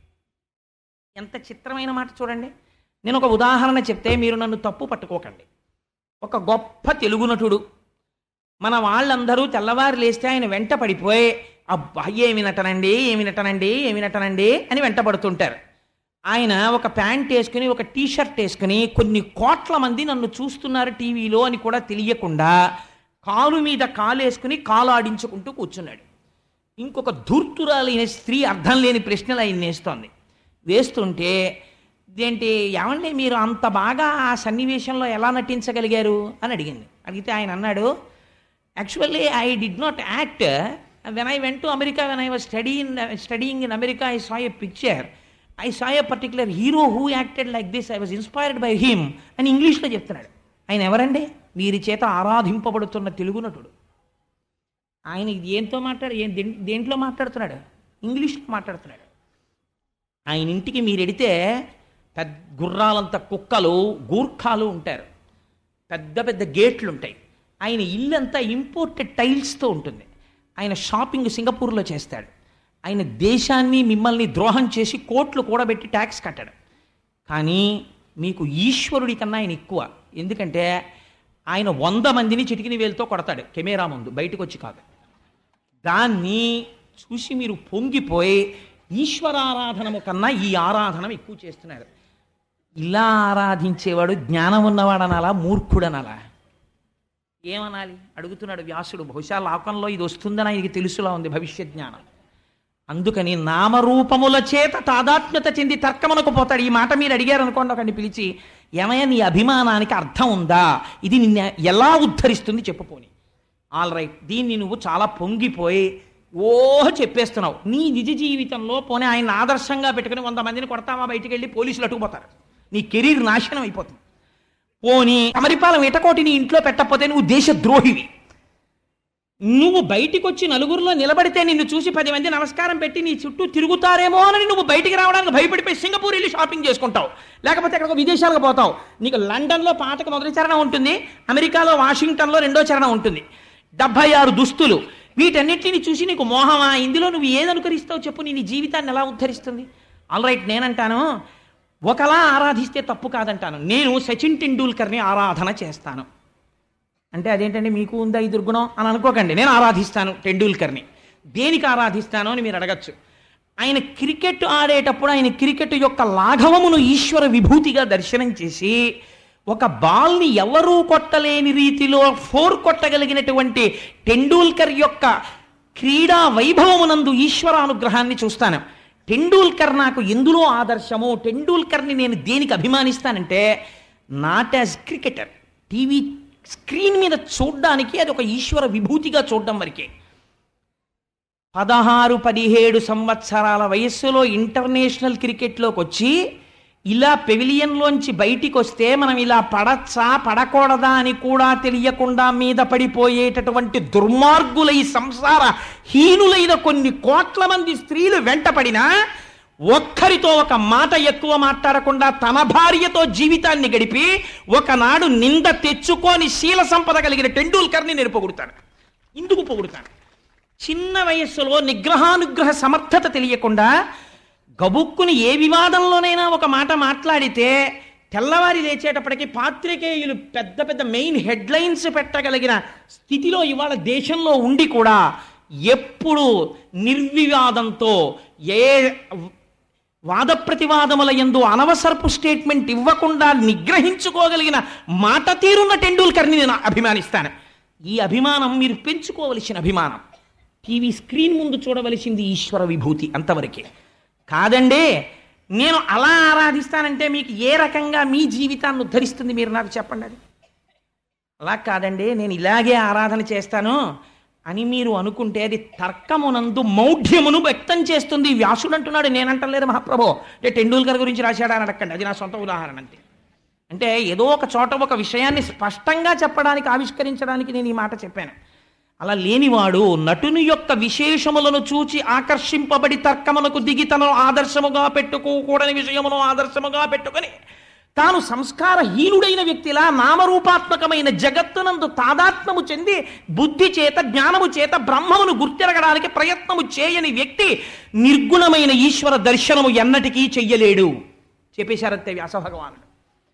ఇలాంటి స్థితి ఏనాడు కలుగుతుందో ఆనాడు అంతటా నీకు ఈశ్వరుడు కనపడతాడు. నిర్గుణముగా ఈశ్వరుని చూసినప్పుడు నీకు విరాట్ రూపము కనపడుతుంది. అంతటా ఈశ్వరుడు ఉన్నాడు. ఈశ్వరుడు లేనిది ఎక్కడుంది చెప్పండి? వివేకానందుడు అందుకే అనగలిగాడండి ఒక మాట, ఎవరు అనలేని మాట వివేకానందుడు అన్నాడు, మాతృదేవోభవ, నా కంటికి మా అమ్మ కనపడుతోంది కనుక సర్వకాలముల యందు నా ఔన్నత్యాన్ని కోరుకుంది కనుక మా అమ్మ దేవత అన్నాను. పితృదేవోభవ, నాకు కష్టాలు వస్తే నన్ను ఆదుకున్నవాడు, నా ఉన్నతిని కోరినవాడు కనుక తండ్రిని దేవుడు అన్నాను. అతిథి దేవోభవ, ఇంటికొచ్చిన వాడు 4 మెతుకులు తిని ఆశీర్వచనం చేసి వెళ్ళిపోతున్నాడు ఉదారంగా, అతిథిని దేవుడు అన్నాను. వివేకానందుడు అన్నాడు ఒక్కడుగు ముందుకేసి, నేనంటాను దీన దీన జనోభవ దీన దేవోభవ, దీనులైనటువంటి వారి యందు నాకు దేవుడు కనపడుతున్నాడు అన్నాడు. ఈ మాట అనడానికి విరాట్ రూప దర్శనం అవ్వాలి. ఇలా చెయ్యి చాపిన వాణ్ణి చూసి హీనుడు అనడానికి సంస్కారం అక్కర్లేదండి, అవిద్య ఉంటే చాలు, అహంకారం ఉంటే చాలు. దీనిని యందు నాకు ఈశ్వరుడు కనపడుతున్నాడని చెప్పడానికి విరాట్ రూపమునందు ఈశ్వరుణ్ణి చూడగలగాలి. అందుకని దీన దేవోభవ అంటాను నేను అన్నాడు వివేకానందుడు. ఇది విరాట్ రూప దర్శనము. అటువంటి విరాట్ రూప దర్శనము, అటువంటి నిర్గుణ దర్శనము, అంతటా బ్రహ్మను చూడగలిగిన స్థితి ఎవడు పొందుతున్నాడో వాడు నేను మొదట చెప్పినట్టు కురిడి అయిపోతున్నాడు. వాడు దేనికి పనికొస్తాడు? పూర్ణాహుతికి పనికొస్తాడు. అంటే ఇంకా వాడు మళ్ళీ జన్మ స్వీకరించడు. అటువంటి తత్వమయ్యా ఈశ్వరుడిది. ఆయన ఏ రూపమును తీసుకున్నా దయాశాలి, లోకమును రక్షించడమే ఆయన ప్రయోజనం, ధర్మాన్ని చెప్పడమే ఆయన ప్రయోజనం, ధర్మమునందు ప్రవర్తించేటట్టు చూడడమే ఆయన ప్రయోజనం. అన్ని అవతారములు గొప్పవే, అందున కృష్ణావతారము చాలా గొప్ప అవతారం. ఎందుకని? కృష్ణస్తు భగవాన్ స్వయం. అందుకే భాగవతానికి ఒక వింతైన పేరుంది. ఏమిటో తెలుసా అండి? జయ. జయ అని ఎందుకు పిలుస్తారో తెలుసా? అందుకే భాగవతం చెప్తే నారాయణం నమస్కృత్య నరంచైవ నరోత్తమం దేవీం సరస్వతీం వ్యాసం తతో జయముదీరయేత్ అంటుంటారు. నరనారాయణులు కూడా నారదుని యొక్క అవతారము తర్వాత వచ్చినటువంటి అవతారం అని ఇందాక మీకు చెప్పాను కదా, కపిలుడికి ముందు. అందుకని ఈ నరనారాయణావతారములో స్వామి ఆవిర్భవించినప్పుడు లోకమునకు అంతటికీ కూడా తపస్సు అంటే ఎలా ఉంటుందో, మంత్రోపదేశం అంటే ఎలా ఉంటుందో చూపించారు మహానుభావుడు. అటువంటి అవతార సంపత్తి కలిగినటువంటి ఈశ్వరుడు ఏ అవతారములో ఉన్నా ధర్మ ప్రబోధం చేస్తాడు. కృష్ణావతారం పరిపూర్ణమైనటువంటి అవతారం. అందుకే కృష్ణం వందే జగద్గురుం అంటాం. జగద్గురు అయినటువంటి కృష్ణుడికి నమస్కరిస్తే అజ్ఞానం పోతుంది. ఇక్కడే ఇప్పుడే రక్షిస్తాడు. కృష్ణుణ్ణి నమ్ముకున్న వాడికి రక్షణ కలగకపోవడం అన్నది ఉండదు, అజ్ఞానం పోకపోవడం అన్నది ఉండదు. ఆయన గురువై అజ్ఞానాన్ని పోగొడతాడు, ఈశ్వరుడై మీ కష్టాన్ని పోగొడతాడు, తండ్రి అయి మిమ్మల్ని కాపాడతాడు, తల్లి అయి మిమ్మల్ని ఆదుకుంటాడు. ఇన్ని చేయగలిగినటువంటి అవతారం అయా పరిపూర్ణమైనటువంటి కృష్ణావతారం. కృష్ణావతారానికి సంబంధించినటువంటి ఒక విశేషాన్ని మీకు చెప్తాను వినండి అన్నాడు శౌనకాది మహర్షులతో సూతుడు అని ఒక విషయాన్ని వివరణ చేస్తున్నాడు. ఆయన అంటాడు, పూర్వకాలంలో కురుక్షేత్ర యుద్ధం అంతా అయిపోయిన తర్వాత ఆ కురుక్షేత్ర యుద్ధ భూమి యందు ఇంకా శిబిరములలో అందరూ పడుకుని నిద్రపోతున్నారు. పాండవులు కూడా ఉప పాండవులతో కలిసి నిద్రపోతున్నారు. ద్రౌపదీదేవి నిద్రపోతోంది, కుంతీదేవి నిద్రపోతోంది. కౌరవులందరూ మరణించారు. భీముడి చేత తొడలు విరగగొట్టబడినటువంటి దుర్యోధనుడు యుద్ధభూమిలో ఒక చోట కుప్ప కూలిపోయి మరణము కోసమని ఎదురు చూస్తూ ఉన్నాడు. ఈ సమయంలో అశ్వత్థామకి ఆగ్రహం వచ్చింది. ఈ కురుసైన్యానికంతటికీ అంటే ధృతరాష్ట్రుని యొక్క పుత్రుడైనటువంటి దుర్యోధనుడి సైన్యమునకంతటికీ కూడా కలిగిన ఆపద, దుర్యోధనుడికి కలిగిన ఆపద చూసి అశ్వత్థామకి విపరీతమైనటువంటి బాధ, ఆవేశం కలిగి చేయరాని పని ఒకటి చెయ్యడానికి నిశ్చయించుకున్నాడు. ఉపపాండవులను సంహరిస్తానన్నాడు. ఉపపాండవులంటే పాండవులైనటువంటి ధర్మరాజ, భీమ, అర్జున, నకుల, సహదేవులకి ద్రౌపది యందు జన్మించినటువంటి కుమారులు వారు 5. ఆ 5 కుమారులు కూడా కురుక్షేత్రంలో యుద్ధం చేశారు. యుద్ధం చేసి ఒకనాటి రాత్రి గాఢ నిద్రలో ఉన్నారు అందరూ అలిసిపోయి. ఇక 3 రోజులు పాండిచేరి అవి అన్నీ తిరిగి వచ్చేసిన తర్వాత నిన్న ప్రసంగం చేసి వెళ్ళి పడుకుంటే ఒళ్ళు తెలియని నిద్ర పట్టేసినట్టు అందరూ పడుకుని నిద్రపోతున్నారు. నిద్రపోతున్న సమయంలో అశ్వత్థామ శిబిరంలోకి ప్రవేశించి నిద్రపోతున్నటువంటి ఉపపాండవుల యొక్క కుత్తుకలు కోసేసి 5 చంపేశాడు. చంపేసి నిశ్శబ్దంగా దుర్యోధనుడి దగ్గరికి వెళ్ళి, నీ ప్రాణోత్క్రమణము జరిగిపోయే లోపల నీకు ఒక శుభవార్త చెప్పాలని వచ్చాను. ఉపపాండవులను సంహరించాను. ఇప్పుడు పాండవులకు వంశం లేదు, పాండవుల తర్వాత ఇక బిడ్డలు లేరు. అభిమన్యుడు యుద్ధరంగంలో మరణించాడు. అందుకని ఇప్పుడు పాండవుల యొక్క వంశం అంతరించిపోయింది. నీకు నేను ఇచ్చినటువంటి గొప్ప కానుక చంపేశాను 5గురిని అన్నాడు. తెల్లవారింది. మరణించి ఉన్నటువంటి కుమారుల్ని ద్రౌపదీదేవి చూసింది. గుండెలు బాదుకుని ఏడుస్తోంది. ఏడుస్తుంటే అవతల వైపు మిగిలినటువంటి యోధుడు ఇటువంటి పని చెయ్యగలిగిన వాడెవరు గుర్తుపట్టాడు అర్జునుడు. గుర్తుపట్టి ఒక మాట అన్నాడు. నేల మీద పడి పొర్లి గుండెలు బాదుకుని ఉపపాండవుల కోసం ఇంత ఏడుస్తున్నావు కదా ద్రౌపది, ఏ నీచుడు నీ కడుపున పుట్టిన 5గురి పిల్లల యొక్క శిరస్సులు ఖండించాడో ఆ దుర్మార్గుని యొక్క శిరస్సు ఖండించి తెచ్చి నీ పాదముల ముందుంచుతాను. నీ కుడి కాలుతోనో ఎడంకాలతోనో ఆ శిరస్సుని ఒక్క తన్ను తన్ని నీ పగ తీర్చుకో అన్నాడు. పూర్వం జరిగే ఎటువంటి సంఘటనలు. దుశ్శాసనుడి యొక్క గుండెలు చీల్చి తెచ్చినటువంటి నెత్తుటితో ఆవిడ శిరస్సుకున్నటువంటి శిరోజములను కడుక్కుని రక్తముతో కూడిన కేశములను ఆవిడ ముడేసుకుంది. కీచకుడు సంహరింపబడిన తరువాత భీమసేనుడు అందులో ఎంత దారుణంగా చంపాడో తెలుసా అండి? ఎప్పుడైనా విరాట పర్వం చెప్పినప్పుడు విందురు గాని కాళ్ళని చేతుల్ని వక్షస్థలంలోకి నొక్కేశాడు, ముద్ద చేసేశాడు. త్వంతాకారిత కుంజకుట్టి మఘన స్తంభావళీ రూపమున్ ప్రాంతాది ప్రవిభాగ భోగ నిలయ ప్రద్వారమున్ గతరస్వంతత్రాసకరంబునై దురభివేశంబైన యాలోను నిశ్చితుడై సతికేలు పట్టుకొని చొచ్చన్ భీముడచ్చుగ్రతన్ అంటారు తిక్కనగారు. అసలు ఆ నర్తనశాలలోకి రాత్రి వెళ్ళడమే భయం, అలా ఉంటుంది. అటువంటి చోటుకి లోపలికి వెళ్ళరు ఎవరు. అటువంటి చోటుకి నిర్భయుడై ద్రౌపదీదేవిని పట్టుకుని వెళ్ళాడు. అది చంపడం కూడా అతి నిశ్శబ్దంగా చంపేశాడు. ఒకరి కేక ఒకరికి వినపడకూడదని. గట్టిగా కేకేస్తే నా బతుకు బయటడిపోతుందని కీచుకుడు అడవలేదు, తను ఎవరో తెలిసిపోతుందని భీముడు అరవలేదు. నిశ్శబ్దంగా కొట్టేసుకున్నారు. చచ్చిపోయాడు కీచకుడు. ఇప్పుడు ఈ మాంసపు ముద్దని ద్రౌపది రా చూద్దుగాని నీ వెంట పడ్డవాణ్ణి అని ఒక కాగడా పట్టుకుని ఎడుతున్నాడు భీముడు. నిర్భయంగా వెళ్ళింది ద్రౌపది. వెళ్ళి చూసి షహభాష్ నా పగ తీరిందంది. అటువంటి కాంత ఆవిడే సామాన్యమైంది కాదు ద్రౌపదీదేవి అంటే. ఆవిడ శీల సంపత్తి వింటే ఆశ్చర్యపోతారటువంటి మహాపతివ్రత, అటువంటి తల్లి ఆవిడ. అటువంటి ద్రౌపది దగ్గర ఇటువంటి ప్రతిజ్ఞ అర్జునుడు చేస్తే ఆశ్చర్యమే ఉందండి. అందుకని ఉపపాండవులను సంహరించిన వాడెవడో వాడి శిరస్సు తెచ్చి అక్కడ పెడతాను, నీ పాదంతో తొక్కు ద్రౌపది అన్నాడు. అని కృష్ణ భగవానుణ్ణి సారథిగా పెట్టుకుని అశ్వత్థామని వెంబడించాడు. అర్జునుడు వచ్చేస్తుంటే అశ్వత్థామ తన ప్రాణోత్క్రమణం అయిపోతుంది, తనని చంపేస్తాడన్న భయంతో పరిగెడుతున్నాడు రథం పట్టుకుని. ఇలా పరిగెడుతుంటే పోతన గారు ఒక అందమైన ఉపమానం వేసేశారు. తన కుమార్తె వెంట పడినటువంటి బ్రహ్మదేవుణ్ణి నిగ్రహించడానికి వెనక తరువుకొస్తున్నటువంటి పరమశివుడి చేతి నుంచి పారిపోతున్నటువంటి చతుర్ముఖ బ్రహ్మలా పరిగెడుతున్నాడా అన్నాడు. ఎందుకని బ్రాహ్మణ కుమారుడు అశ్వత్థామ ద్రోణసుతుడు. పరిగెడుతున్నటువంటి అశ్వత్థామ దగ్గరికి పరిగెత్తి పరిగెత్తి పరిగెత్తి గుర్రాలు అలిసిపోయి ఇహ పరిగెత్తలేకపోయి రథం దిగిపోయాడు. వచ్చేస్తోంది అర్జునుడి రథం. ముందు కృష్ణుడు సారథ్యం చేస్తున్నాడు. ఈ రథమే, ఈ సారథ్యమే, ఈ కవ్వడే, ఈ సవ్యసాచే, ఈ కిరీటే, ఈ ధనంజయుడే 18 అక్షౌహిణీల సైన్యాన్ని మట్టు పెట్టాడు. కాబట్టి నన్ను చంపేస్తాడు అని ఉపసంహారము తెలియదు. వేసేయడం తెలుసు కానీ ఉపసంహారం చేయడం తెలియదు. తత్తరపాటులో లోకమంతా చచ్చిపోయినా పర్వాలేదు, నేను బతికుంటే చాలనుకున్నాడు. ఇది బ్రాహ్మణుడికి ఉండకూడని బుద్ధి. బ్రహ్మాస్త్రాన్ని ప్రయోగించాడు. అది పొగలు కక్కుతూ లోకములంతటా నిండిపోయినటువంటి ఒక గొప్ప తేజస్సు నిండిపోయి అర్జునుడి మీదకి వస్తుంది. వెనక్కి తిరిగి కృష్ణుడి వంక చూశాడు అర్జునుడు.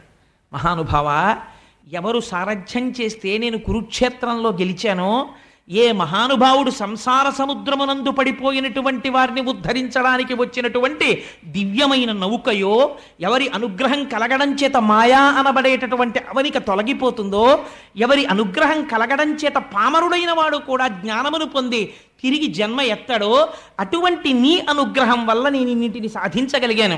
ఈ లోకములన్నీ నిండిపోయి సంక్షుభితం చేస్తున్నటువంటి ఈ తేజస్సు ఏమో నాకు తెలియ చేయవలసింది అని అడిగాడు. అడిగితే అప్పుడు కృష్ణ భగవానుడు చెప్పాడు. ఉపసంహారము తెలియకపోయినా అశ్వత్థామ బ్రహ్మాస్త్రమును ప్రయోగించాడు. ఇప్పుడు ఆ బ్రహ్మాస్త్రాన్ని నిగ్రహించడానికి నువ్వు కూడా బ్రహ్మాస్త్రాన్నే ప్రయోగించాలి, విడిచిపెట్టన్నాడు. వెంటనే ఆచమనం చేసి అభిమంత్రించి కృష్ణ భగవానుడున్న రథానికి ప్రదక్షిణం చేసి వచ్చి బ్రహ్మాస్త్రాన్ని విడిచిపెట్టాడు.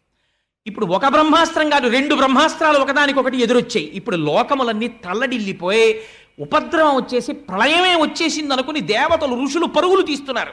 లోకములో ఉన్న ప్రాణులన్నీ కూడా ఉత్కంఠ పొందే, అందరూ హడిలిపోతున్నారు. లోకములనన్నింటినీ రక్షించే స్వభావం ఉన్న కృష్ణ పరమాత్మ ఆ రోజు లోకము ప్రార్థించలేదు. కానీ ఆయన అన్నాడు, ధూర్తుడైన అశ్వత్థామ ప్రయోగించిన బ్రహ్మాస్త్రము మీదకి నువ్వు కూడా బ్రహ్మాస్త్రాన్ని ప్రయోగించావు. వాడికి ఉపసంహారం తెలియదు. నిష్కారణముగా లోకులు బాధపడకూడదు, 2 బ్రహ్మాస్త్రములను ఉపసంహారము చేసేయన్నాడు. 2 బ్రహ్మాస్త్రాల్ని అర్జునుడు ఉపసంహారం చేశాడు. ఉపసంహారము చేసిన తరువాత వణికిపోతున్న అశ్వత్థామ దగ్గరికి వెళ్ళి ఒక పశువుని కట్టినట్టు త్రాటితో కట్టేశాడు. కట్టేసి రథం మీద పెట్టాడు. పెట్టి విపరీతమైన వేగంతో యుద్ధభూమిలోకి వచ్చాడు. యుద్ధభూమికి వచ్చి అక్కడ నిలబెట్టాడు రథం దింపి. కన్నులు ఎర్రబడిపోయి ఉన్నాయి అర్జునుడికి. ఎదురుగుండా యమధర్మరాజు నిలబడినట్టు నిలబడున్నాడు. వణికిపోతున్నాడు అశ్వత్థామ. కృష్ణుడు అన్నాడు, అర్జున, నిద్రపోతున్నటువంటి అమాయకులైన ఉపపాండవులను సంహరించినటువంటి బాలఘాతకుడి అశ్వత్థామ. బ్రాహ్మణుడని చూడకు, గురుపుత్రుడని చూడకు, సంహరించేయి, కుత్తుక కత్తిరించు అన్నాడు. అర్జునుడు మారు మాట్లాడలేదు, చంపలేదు. కృష్ణుడు చెప్పినా మీరు గుర్తుపెట్టుకోవాలి బాగా, ఎందుకు చెప్తున్నాడో సూతుడి విషయాన్ని. కేవల కథాంశము కాదు భాగవతంలో, లోపల ఇది ఉపనిషత్ సారము, మీరు గుర్తుపట్టాలి. బ్రహ్మాస్త్రాన్ని వేశాడు, 2 ఉపసంహారం చేశాడు. అశ్వత్థామని చంపలేదు. ఈ తాటితో కట్టబడినటువంటి అశ్వత్థామని పశువుని ఈడ్చుకెళ్ళినట్టు ద్రౌపదీదేవి శిబిరానికి తీసుకెళ్ళాడు. అక్కడ మారేశాడు. ద్రౌపది, నీకు చెప్పాను, వీడి శిరస్సుని నీ కాలుతో తన్నమని. తీసుకొచ్చి అశ్వత్థామని అక్కడ పడేశాను. ఇప్పుడు నా ప్రతిజ్ఞ నెరవేర్చుకుంటానన్నాడు. ద్రౌపదీదేవి చూసింది అశ్వత్థామని. ఏ ద్రౌపది చూసిందండి? నేను 2-3 ఉదాహరణలు మీకు భారతంలోంచి చెప్పాను. అటువంటి ద్రౌపది చూసింది అశ్వత్థామని. ఏం చేశాడు? ఒక తల్లి ఏదైనా ఒప్పుకుంటుందేమో కానీ తన పసుపు కుంకాలకి కానీ తన బిడ్డలకి కానీ ఆపద తెచ్చిన వాడిని క్షమించదు. 5 బిడ్డల్ని చంపేశాడు, ఒకడు కాదు. ఆయన్ని చూసి వెంటనే నమస్కారం చేసింది. నమస్కారం చేసి ఆవిడంది, మహానుభావ అశ్వత్థామ, మా మగవారలందరూ నా భర్తలైనటువంటి ధర్మరాజు, భీముడు, అర్జునుడు, నకులుడు, సహదేవుడు ఉన్నారే, 5 నీ తండ్రి గురువు. అనేకమైనటువంటి అస్త్రములను ప్రయోగించడం, ఉపసంహారం చేయడం నీ తండ్రి ద్రోణాచార్యుడు మా భర్తలకి నేర్పాడు. ఆ కారణం చేత వాళ్ళు కురుక్షేత్రంలో గెలవగలిగారు. ఆత్మావై పుత్రనామాసి. తండ్రి తన కొడుకు రూపంలో భూమి మీద తిరుగుతుంటాడు. నువ్వు మా గురుపుత్రుడవు, అందుచేత నీ యందు నాకు నా భర్తల యొక్క గురువు దర్శనమవుతున్నాడు. ఇటువంటి నీకు నీ పాదముల వంక శిరస్సు పెట్టి చూసి నమస్కరిస్తున్నాను. అందుకని నేను ఒక్క మాట అనను. ఎంత ధర్మం పాటిస్తోందో ద్రౌపదీదేవి, మీరు ఆలోచించండి. ఇది ద్రౌపది అంటే అని ఆవిడంది, ఉద్రేకంబునరారు శస్త్రధరులై యుద్ధావనిన్లేరు, కించి ద్రోహంబును నీకు చేయరు, బలోచ్చేకంబునన్ చీకటిన్ నిద్రాకారుల చిన్ని పాపలరణ ప్రౌఢ క్రియాహీనులన్ నిద్రాసక్తుల సంహరింపనకట నీ చేతులెట్లాడెనో అంది. ఆవిడ కోపడలేదు, ఎంత మాట అందో చూడండి. ఉద్రేకంబునరారు శస్త్రధరులై, కోపంతో మిగిలిన అశ్వత్థామని చంపేస్తానని నా పిల్లలు అస్త్రాలు పట్టుకుని శస్త్రాలు పట్టుకుని యుద్ధభూమికి రాలేదు. యుద్ధావనిన్లేరు, పోనమ్మా పట్టుకురాకపోతే యుద్ధభూమిలో కనబడ్డారు చంపేశానందామా, యుద్ధావనిన్లేరు, కించి ద్రోహంబును నీకు చేయరు. ఇతపూర్వం ద్రోహం చేశారమ్మా, చంపేశానంటావా, నీకు ద్రోహం చెయ్యలేదు. బలోచ్చేకంబుతో చీకటిన్ నిద్రాసక్తుల చిన్ని పాపల రణ ప్రౌఢ క్రియాహీనుల, అపారమైనటువంటి నిద్రలో సుషుప్తిలో ఉన్నటువంటి నా కుమారులు యుద్ధము చెయ్యడమునందు ఆసక్తి లేనివారై గాఢ నిద్రలో ఉన్నటువంటి వారు. ఇటువంటి వారిని ఎవ్వరినీ చంపకూడదు, నీకు ధర్మం తెలుసు, బ్రాహ్మణ పుట్టుక పుట్టావు, ద్రోణాచార్యుడికి కొడుకువయ్యావు, నిద్రాసక్తులై చిన్ని పాపల సంహరింపనకట నీ చేతులు ఎట్లా ఆడెనో, నీకు ధర్మం జ్ఞాపకం రాలేదా అని అడిగింది. నాకు ధర్మం జ్ఞాపకం వచ్చిందే, 5 కొడుకుల్ని చంపినవాడు ఎదురుకుండా నిలబడితే ఒక మాట అనకూడదు. గురుపుత్రుడు పుత్ర రూపంలో ఉన్న గురువు కాబట్టి నేను అనకూడదని నమస్కరిస్తున్నాను ఇంత బాధలో. రాత్రి చంపేటప్పుడు నీకు ఈ విషయాలు జ్ఞాపకం రాలేదా అని పరోక్షంగా అడిగింది. జ్ఞాపకం రాలేదా అని అడిగితే ఒక బ్రాహ్మణుడికి తెలిసి ఉండవలసిన ధర్మము తెలియదా అని అడిగినట్టు అవుతుందని, నీ చేతులు ఇట్లా ఆడేనో, నీకు చేతులు ఎలా వచ్చాయా చంపడానికి అని అర్జునుడి వంక చూసింది. అక్కట పుత్రశోక జనితాకుల భార విషణ్ణ చిత్తనై పొక్కుచునున్న భంగి నిన్ను బోర్ర కిరీటి నిబద్ధు చేసి నేడిక్కడ కిచ్చి తెచ్చుట సహింపనిదై భవదీయ మాత నేడెక్కడ ఎట్టి శోకమున ఏ క్రియ ఏడ్చుచు మొక్కుచున్నదో. అర్జున, నేను ఎందుకు బాధపడుతున్నానో తెలుసా? 5 పిల్లలు సంహరింపబడిన తరువాత చచ్చిపోయారని నేను ఏడ్చాను ఇప్పటిదాకా.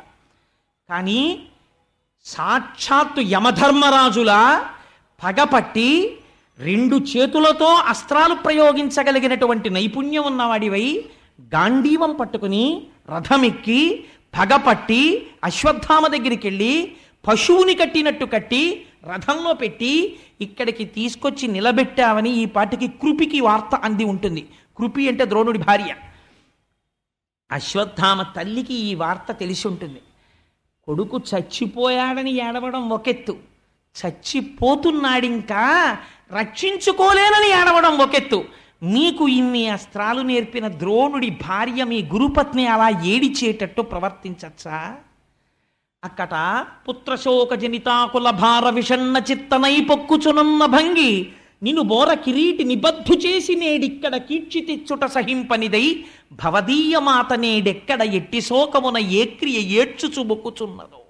అశ్వత్థామ, మీ అమ్మాయి అంత ఏడుస్తోందానయ్యా మహానుభావురాలా కృపి, తలుచుకుంటే నా మనస్సు వికలమైపోతోంది అని అర్జునుణ్ణి పిలిచి, బ్రాహ్మణుడు గురుపుత్రుడు సంహరించకూడదు, ఆయన్ని విడిచిపెట్టేయండి, వెంటనే ఆయనకి కట్టినటువంటి బంధనములను విముక్తి చెయ్యండి అంది.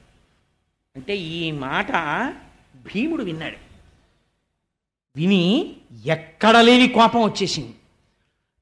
ఏమిటి ద్రౌపది మాట్లాడుతున్నది, ఏమైనా అర్థం ఉందా అసలు? ఎక్కడో నిద్రపోతున్న పిల్లల్ని పట్టుకుని చంపేశాడా ఈ దుర్మార్గుడు? ఇటువంటి వాణ్ణి అక్కట నిద్రించుచున్న పుత్రులని చూడకుండా సంహరించినటువంటి ద్రోణపుత్రుడైనటువంటి అశ్వత్థామని బాలఘాతకున్ విడువమటంచు చెప్పెడిది వెర్రిది ద్రౌపది, వీడు విప్రుడనే విడువగనేల చంపుడిటు వీనిని మీరలు చంపరేని నా పిడికిటి పోటులం వీని శిరము భిన్నము చేసేద చూడుడిందరు. భీముడు ఎప్పుడు మాట్లాడినా అలాగే ఉంటుంది.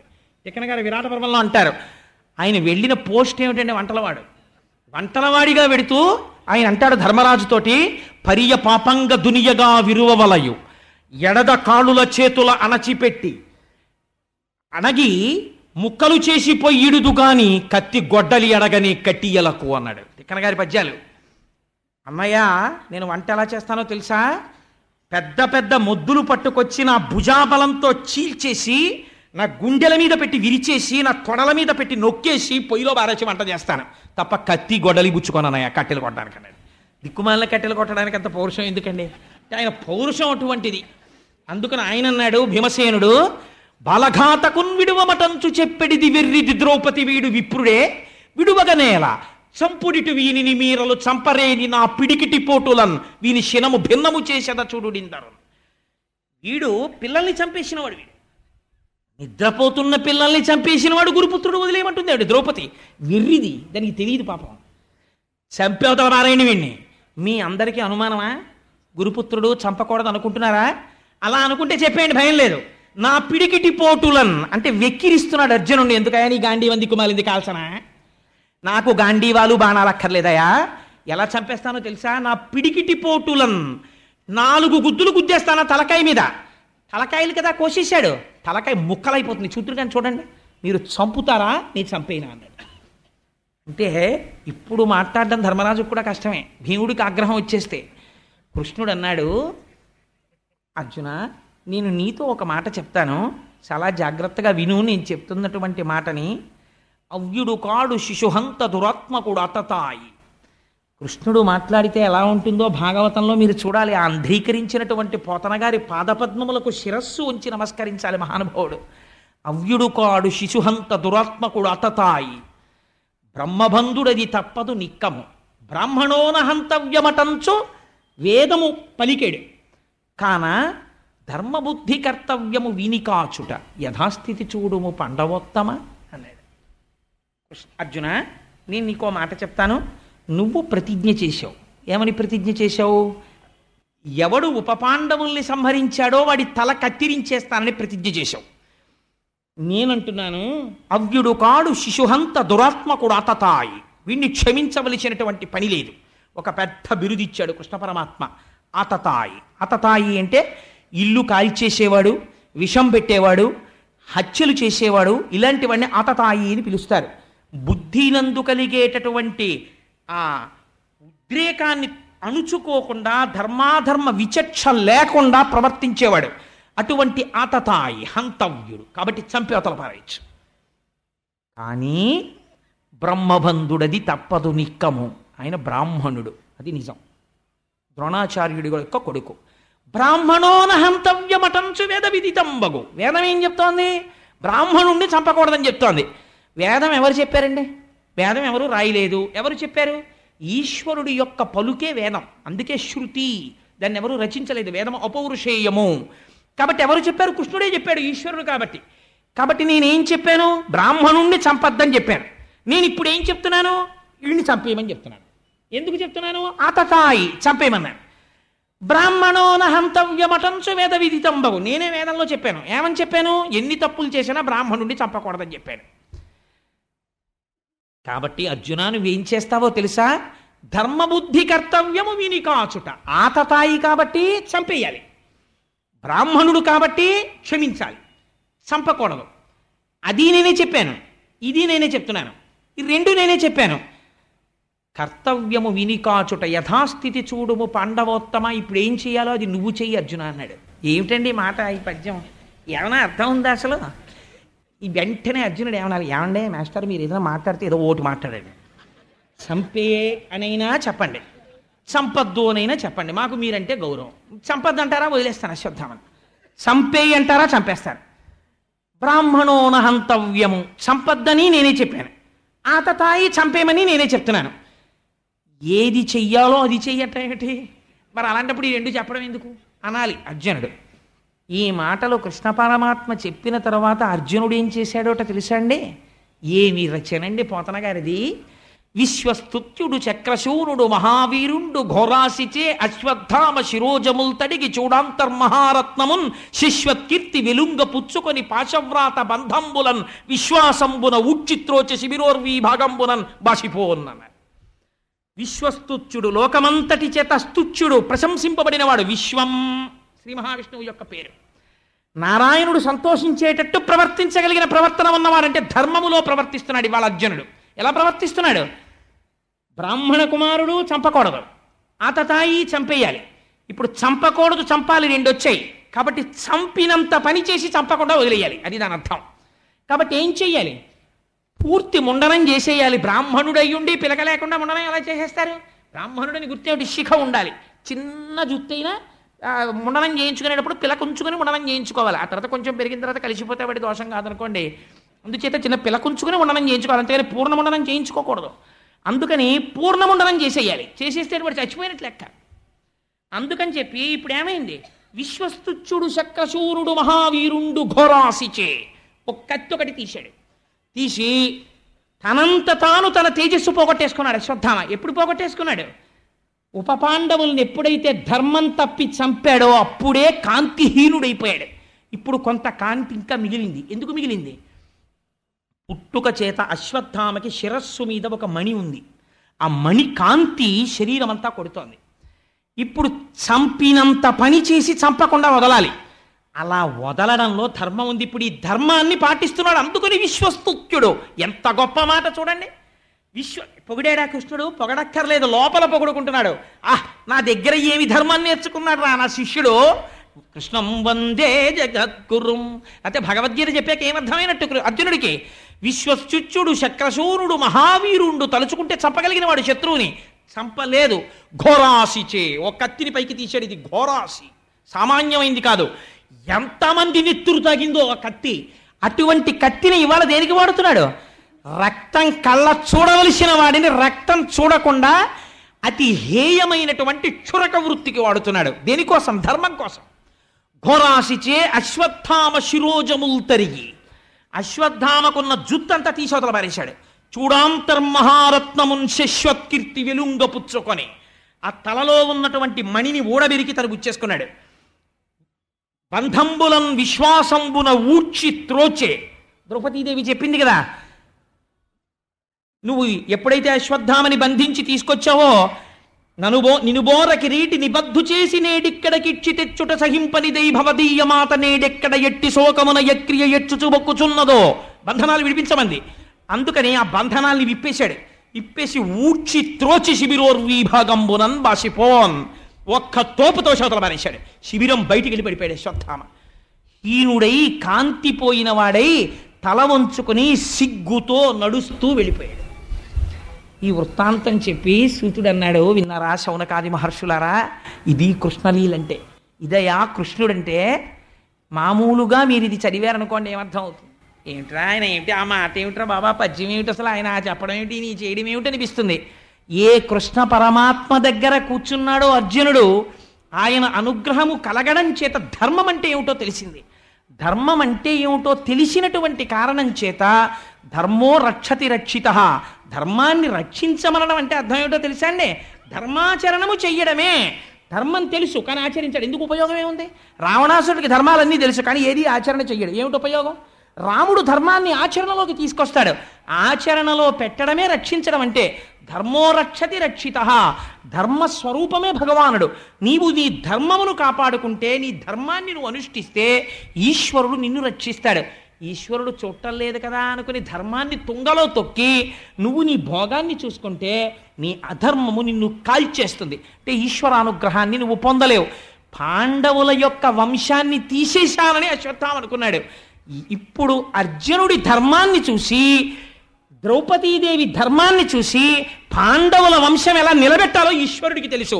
ఇలా నిలబెట్టడం నీ చేత కాదు, ఈశ్వరుడు నిలబెడతాడు. ఎలా నిలబెడతాడో వెంటనే చెప్పేస్తారు వ్యాసుల వారు. ఇది చెప్తున్నాడు శూతుడు శౌనకాది మహర్షులతో. ఇది విన్న తర్వాత ఈశ్వరుడి మీద ఎందుకు కలగదండి ధైర్యం, ఎందుకు కలగదండి పూనిక? ఈ పూనిక నీకు కలగడానికి భాగవతం. ఎన్ని జన్మల తర్వాత భాగవతం వింటేనో ఈ అదృష్టం కలుగుతోందయా, భగవంతుడి మీద భక్తి కలుగుతోంది. లేకపోతే మనస్సు ఇంతకాలం స్వేచ్ఛా విహంగల్లా తిరిగింది, మళ్ళీ ఇటువైపుకు తిప్పగలుగుతోంది భాగవతం. అందుకని భాగవతం నిగమకల్పతరోర్గలితం ఫలం శుకముఖదామృతద్రవ సంయుతం పిబత భగవతం రసమాలయం ముహురహో రసికా భవిభౌకాహ. ఈ ఉపపాండవుల యొక్క పార్థివ శరీరాల్ని తీసుకెళ్లారు, దహనక్రియను ఆచరించారు. ఆచరించి అమ్మ బాబోయ్ దహనక్రియలు పూర్తి చేసేసి వాళ్ళందరూ కూడా గంగానదిలో స్నానం చేశారు. ఏడుస్తూ వాళ్ళందరూ తిరిగి వెనక్కి వచ్చేశారు. వెనక్కి వచ్చేసి శోకిస్తూ ఇంకా ఉపపాండవుల్ని తలుచుకుని బాధపడుతున్నారు. కాలం అనేటటువంటిది ఎంతటి బలవత్తరమైన స్వరూపముతో ఉంటుందో వ్యాసుడంటాడు. వ్యాసుడంటే నారాయణుడు అన్నట్టే. కాలోహి బలవాన్ కర్త సతతం సుఖదుఃఖయోహో నరాణాం పరతంత్రాణం పుణ్యపాపానుయోగత. మీకు కాలం అంటే ఎలా ఉంటుందంటే ఎంత విచిత్రంగా ఉంటుందో తెలుసా అండి? మా దొరగారికి నేనంటే ఎనలేని ప్రేమ. మొన్నటి రోజున ఒక ప్రసంగం చేసి ఇంటికి వెళ్ళిపోతే మా దొరగారు అన్నారు, కోటేశ్వరారు ఇంకొక 2 రోజుల్లో భాగవతం మొదలెడుతున్నారు, 40 రోజులు మోగాలి కదండి ఆ కంఠం, కొంచెం శ్రద్ధ పెట్టండి కోటేశ్వరారు, ఈ 2 రోజులు ఉపన్యాసాలకని వాటికని వీటికని తిరక్కండి, కాస్త 2 రోజులు విశ్రాంతి తీసుకోండి అన్నారు. అయ్యో తప్పకుండా దొరగారు, ఎక్కడికి వెళ్ళను, ఆఫీస్కి వెళ్ళి ఇంటికి వచ్చేసి మౌనంగా ఇంట్లో కూర్చుంటానండి అన్నాను. ఇంత చెప్పి మర్నాడు సాయంకాలం ఇంటికి వచ్చాను. వచ్చేటప్పటికి ఫోన్ వచ్చింది మా అబ్బాయి నుంచి. చాలా అకస్మాత్తుగా, ఎన్నడూ అడగిన వాడు, నాన్నగారు మీరు అర్జెంటుగా బయలుదేరి పాండిచేరి వచ్చేయండి అన్నాడు. ఎక్కడ పాండిచేరి అండి? చెన్నైకి 200 కిలోమీటర్ల అవతల ఉంది. వెంటనే అలా ఉన్నవాడిని ఉన్నట్టు బయలుదేరిపోయి, అంటే వాడికి ఏం ప్రమాదమో ఏదో రాలేదు, ఒక అభ్యున్నతికి సంబంధించి ఒక మంచి విషయం మీదే వెళ్ళవలసి వచ్చింది. వెంటనే బయలుదేరి అలా వెళ్ళి బస్ స్టాండ్కి రిజర్వేషన్ ఉందా అని అడిగితే 11 గంటల బస్సుకు కూడా లేదు, 9:30 బస్సుకు ఒకే సీటు ఉందన్నాడు. 9:30 బస్సుకి నేను టికెట్ కొనుక్కునేటప్పటికి 8:15 అయింది. జేబులో డబ్బులు లేకపోతే సెల్లోంచి మా ఆవిడకు ఫోన్ చేసి డబ్బు పట్టుకు రమ్మని టికెట్ కొనుక్కుని ఇంటికి వచ్చి గబగబా కాస్త పెరుగన్నం తినేసి వెంటనే లేచి 2 ప్యాంట్లు చొక్కాలు పెట్లో పడేసుకొని వెళ్ళి బస్సు ఎక్కేసి 3 గంటలకి విజయవాడలో దిగి రిక్షా ఎక్కి స్టేషన్కి వెళ్ళేటప్పటికి Charminar express is ready to leave from platform number 6 అన్నాడు.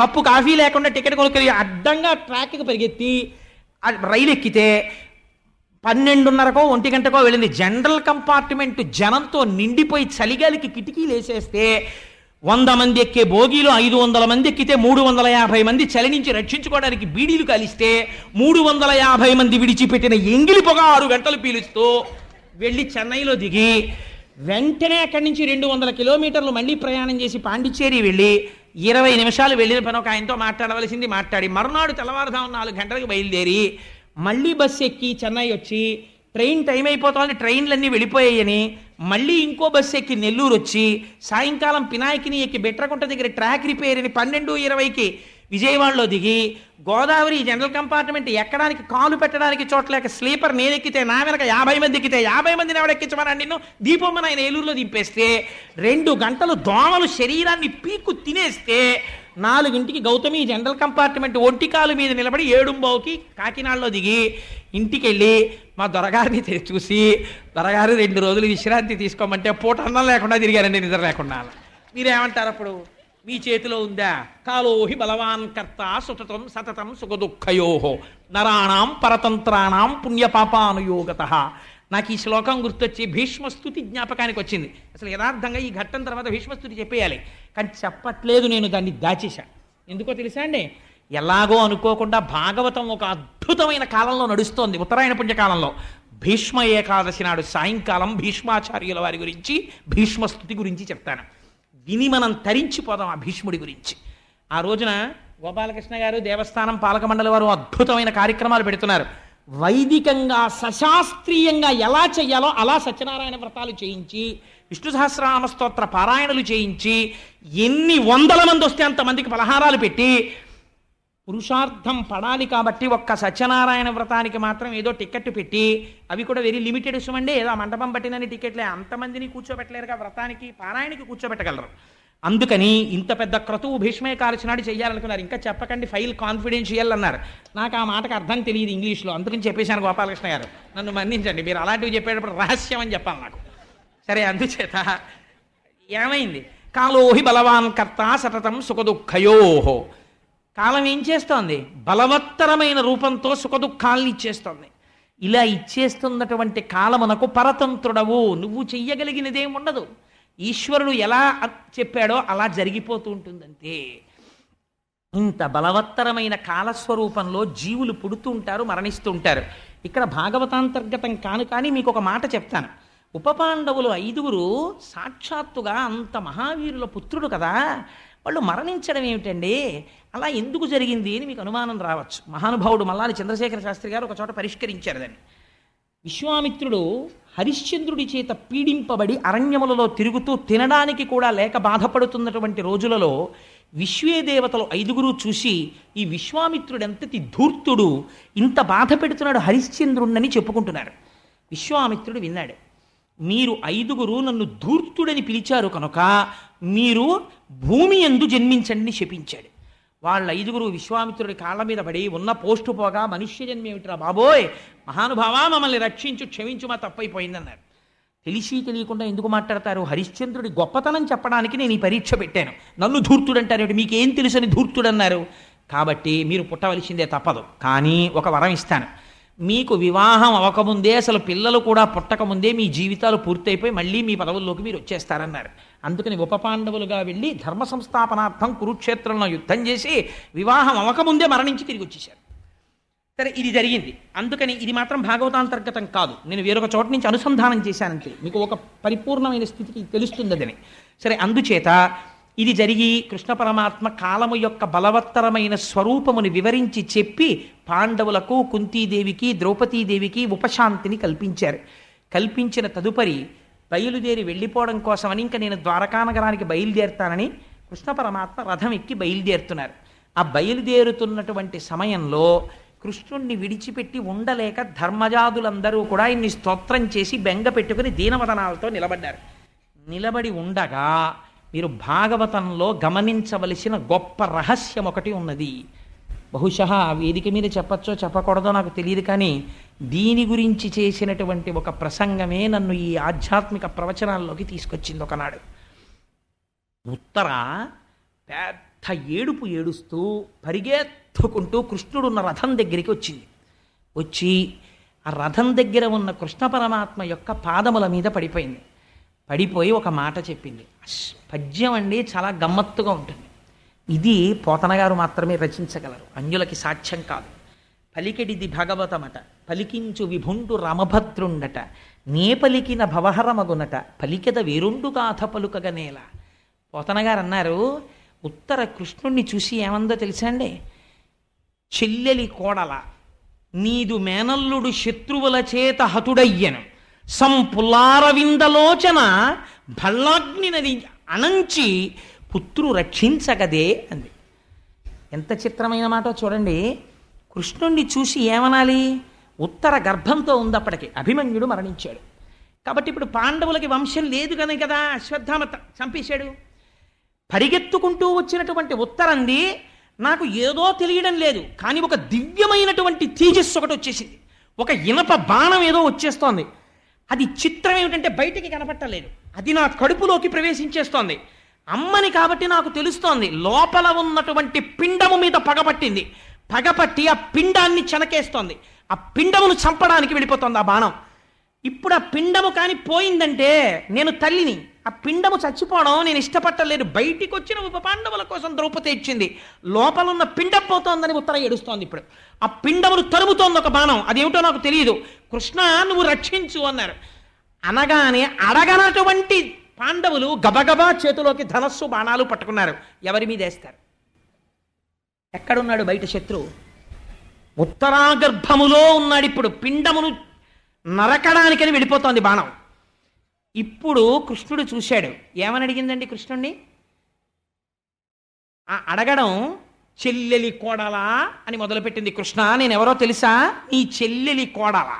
బంధుత్వం చెప్తోంది. ఇప్పుడు నీ చెల్లెలు సుభద్ర, ఆ సుభద్రకి నేను కోడల్ని. ఎందుకని? సుభద్ర అర్జునుల యొక్క కుమారుడు అభిమన్యుడు, అభిమన్యుడు యొక్క భార్యని నేను ఉత్తరని. నీ చెల్లెలి కోడలా, నీ చెల్లెలికి కోడల్ని నేను. నీదు మేనల్లుడు, నా కడుపులో ఉన్న పిల్లవాడు నీకేమవుతాడు? మేనల్లుడు అవుతాడు. మేనల్లుడు అంటే ఏమిటి? మేనమా మల్ల ముద్దు మేలైన ముద్దు, తాతలకు తా ముద్దు తాను అబ్బాయి అని జనపదులు పాటలు పాడుతుంటారు. మనవలంటే తాతలకి ప్రీతి, మేనమామ అంటే చాలట మేనల్లుడితో ఆడుకుంటాడు. ఎంత పండితుడైనా సరే ఆ మేనల్లుళ్ళని చూసేటప్పటికీ వాళ్ళతో ఏదో వికారం, ఏదో ఒక వెర్రి మాట మాట్లాడాలనిపించేస్తుంది. వేసి వాడితో ఆడుకుంటూ ఉంటాడు. ఆడుకుంటుంటే ఆఖరికి వాడు మాయ నోర్ముయ్యి అంటాడు. అన్న తర్వాత వీడికి ఎంత సంతోషంగా ఉంటుందో. అదేమిటో మరి ఆ మేనమావ పోస్ట్లో ఉండేటప్పటికి అలా అనాలనిపిస్తుందో ఏమిటో, అలా వెటకారమాడ అదో సంతోషం ఏమిటో, ఆ ప్రేమ చిత్రంగా ఉంటుంది. అలా మీరు ఎలా చెప్పగలిగారని మీరు నన్ను అడగచ్చు. దానికి నేను ఒక ఉదాహరణ చెప్తాను. మా గృహప్రవేశానికి మా చెల్లెలి కొడుకు మా చెల్లెలి కుటుంబంతో వచ్చింది. వాడు ఇంత ఉంటాడు, చిన్నవాడు. వాడి పేరు శ్రీహరి. వాడి పేరుని బట్టయినా నేను గౌరవించద్దు. వాడిని 10 మాటలు అస్తమానం అనేవాడిని. గృహప్రవేశానికి చాలామంది పిల్లలు వస్తారా, నీకు కూడా పెళ్లి చేసేస్తాను కొత్త ఇంట్లో, నీకు నచ్చిన పిల్లని చూసుకోరా అంటుండేవాడిని పుట్టినే సరదాకి. వాడు విని అన్నాడు, మాయా నాకు పెళ్ళేను మాయా, మాయా నాకు పెళ్ళేను మాయా అన్నాడు. 10 మాటలు 11వ మాట అన్నాడు, మాయ ఏంటి అస్తమానం పెళ్ళంటావు, నోరు ముయ్యి అన్నాడు. నాకు ఎంత సంతోషం వేసిందో, నాకు పెద్ద సన్మానం చేసినంత ఆనందం వేసేసింది నాకు. ఎందుకు అలా? అదేమిటండి అలా మేము కూడా అనమా అని అనకండి అలా. ఎందుకంటే మేనమా వల్ల ముద్దు మేలైన ముద్దు, అదో ముద్దు అంతే. మేనమావలకి మేనల్లుళ్ళు అంటే అదో సరదా. అందుకని ఎంత మాట అంటుందో చూడండి. ఉత్తర చెల్లెలి కోడలా, నీ చెల్లెలి యొక్క కోడల్ని, నీదు మేనల్లుడు నువ్వు మేనమావవి, ప్రేమతో చూడవలసిన వాడివి. నిర్హేతుకం, ఆ ప్రేమకి అర్థం ఉండదు మేనమావ ప్రేమకి.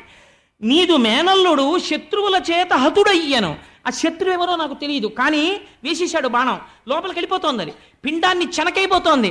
శత్రువుల చేత హతుడయ్యను సంపులారవిందలోచన, తామర పువ్వుల వంటి నేత్రములున్నవాడా, నువ్వు కన్ను విప్పి ఇలా చూస్తే శత్రువు మడిసిపోతాడే, అటువంటి వాడివి. సంపులారవిందలోచన, భళ్ళాగ్ని నుంచి అగ్నిహోత్రంలో ఉంది బాణం. నాకు తెలుస్తుంది ఆ బాధ ఏమిటో, ఈ బయట ఉన్న వాళ్ళకి ఏం తెలుస్తుంది? కడుపుతో నిప్పితో ఉన్నవాడికి తెలుస్తుంది. బా కాస్త ఓర్చుకోవే అంటే, అది ఎదురుగుండా ఉన్న వాళ్ళు ఏమిటి ఓర్చుకోవడం, చచ్చిపోతుంటే కడుపు నిప్పితో ఉంటుంది ఆవిడ. అందుకని భళ్ళాగ్ని నుంచి అగ్నిహోత్రం దహించేస్తోంది లోపల. శిశువు బ్రతికింపగదే, ఆ కడుపులో ఉన్న పిండాన్ని రక్షించవా కృష్ణ అని శరణాగతి చేసింది. ఈ పద్యంలో ఉన్న రహస్యాన్ని మీరు అర్థం చేసుకున్నారా? నేను త్యాగరాజస్వామి వారి కీర్తనల గురించి తల్లి పెద్దాడ సూర్యకుమారి గారు ఇక్కడ పాడుతున్నప్పుడు వ్యాఖ్యానం చేస్తూ ఒక మాట అన్నా. ఎప్పుడూ ఇలా చేతులు కట్టేసుకుని బిగిసిపోయి భగవంతుణ్ణి చూసి అయ్య బాబోయ్ మీరెంత వారండి బాబు, నేనెంత వారండి బాబు అనడం కాదయ్యా. చిన్న చొరవ ఉండాలి భగవంతుడి దగ్గర. ఉన్నప్పుడే దానికి ఒక పరిపూర్ణత ఉంటుంది ఆ భక్తికి అన్నాను. భగవంతుడితో అనుబంధం పెంచుకోవాలి. ఈశ్వరుడిగా ఈశాన్యంలో ఎందుకు పెడతారో, ఈశాన్యం పూజ గదిలో కూర్చుంటే ఏమవుతుందో భాగవతంలో ఇంద్రుడు కానీ, ఇంద్రుడు పరిగెడతాడు బ్రహ్మహత్యాపాతకం పోగొట్టుకోవడానికి ఈశాన్యం వైపు, వృత్రాసుర వధలో ఇంద్రుడు కానీ ఈశాన్యం గురించి. సరే, అందుచేత అలా ఈ పుట్టినటువంటి వాడు ఈశ్వరారాధనం చేసి తరించడానికి తన పూజామందిరంలో పెట్టుకున్నటువంటి మూర్తితో, స్వామితో అనుబంధం పెంచుకోవాలి. అందుకే మన వాళ్ళు స్తోత్రం చేస్తే ఒక మాట చెప్తారండి, భగవంతుడిని నువ్వు చాలా గొప్పవాడి, చాలా గొప్పవాడి, చాలా గొప్పవాడి అని స్తోత్రం చేయడం కాదు. ఎంత మాట అన్నారంటే, త్వమేవ మాతా చ పితా త్వమేవ త్వమేవ బంధుస్య సఖా త్వమేవ త్వమేవ విద్యా ద్రవిణం త్వమేవ త్వమేవ సర్వం మమ దేవదేవ. ఈశ్వర, నువ్వెవరివో తెలుసా? త్వమేవ మాత, మా అమ్మవి నువ్వే. పితా త్వమేవ, మా నాన్నగారు నువ్వే. మా బంధువులు నువ్వే, మా స్నేహితులు నువ్వే, మా డబ్బు నువ్వే, మా సర్వస్వం నువ్వే అని ఊరుకోలేదు. శంకరాచార్యులు వారు అన్నారు, మాతా చ పార్వతీదేవి పితాదేవో మహేశ్వర బాంధవ శివభక్తాశ్చ స్వదేశో భువనత్రయం. పార్వతీదేవి మా అమ్మ, శంకరుడు మా అయ్య. వీళ్ళకి భక్తులందరూ మా కుటుంబ సభ్యులు, మా అన్నదమ్ములు, మా అక్క చెల్లెళ్ళు అన్నారు. నృసింహ శతకకర్త అన్నాడు, నిలమేఘశ్యామ నీవె తండ్రివి మాకు కమలవాసిని మమ్ము కన్న తల్లి, నీ భక్తవరులంత నిజమైన బంధువుల్, నీ కటాక్షమే మాకనేక ధనము, నీ మీద కీర్తనల్ అఖిల ప్రపంచంబు, నీ సహాయమే మాకు నిత్య సుఖము, తోయజాక్ష నీపాద తులసిదళము రోగముల కౌషధము, బ్రహ్మరుద్ర వినుత భూషణ వికాస శ్రీధర్మ పురనివాస దుష్ట సంహార నరసింహ దురిత దూర. నీలమేఘశ్యామ నీవె తండ్రివి మాకు, స్వామి నువ్వు మా తండ్రివి, కమలవాసిని మమ్ము కన్న తల్లి, పద్మములో కూర్చున్నటువంటి పద్మావతీదేవి మా అమ్మ. ఈ అనుబంధం ఉండాలి భగవంతుడితోటి. మాకు భయం ఏమిటండి, మా నాన్నగారు ఉన్నారు, మా అమ్మ ఉంది, నాకు భయం ఏమిటంటే అనగలగాలి. నారదుడు అన్నాడు నిన్నటి రోజున అలాగా అరణ్యంలోకి వెళ్ళి, నాకు భయం ఏమిటండి, ఇక్కడ మా అమ్మ నాన్నగారు ఉన్నారు కదండి లక్ష్మీనారాయణులు అన్నాడు కాబట్టి రక్షింపబడ్డాడు. నీకు ఆ పూనిక ఉండాలి. పూనిక ఎప్పుడు? విశ్వాసమునకు భక్తి అని పేరు. లేని రోజున ఎంత రొట్ట వేస్తే ఉపయోగం ఏమిటి? ఆ పూనిక ఉన్నదా? ఉన్నది. ఏమిటి గుర్తు?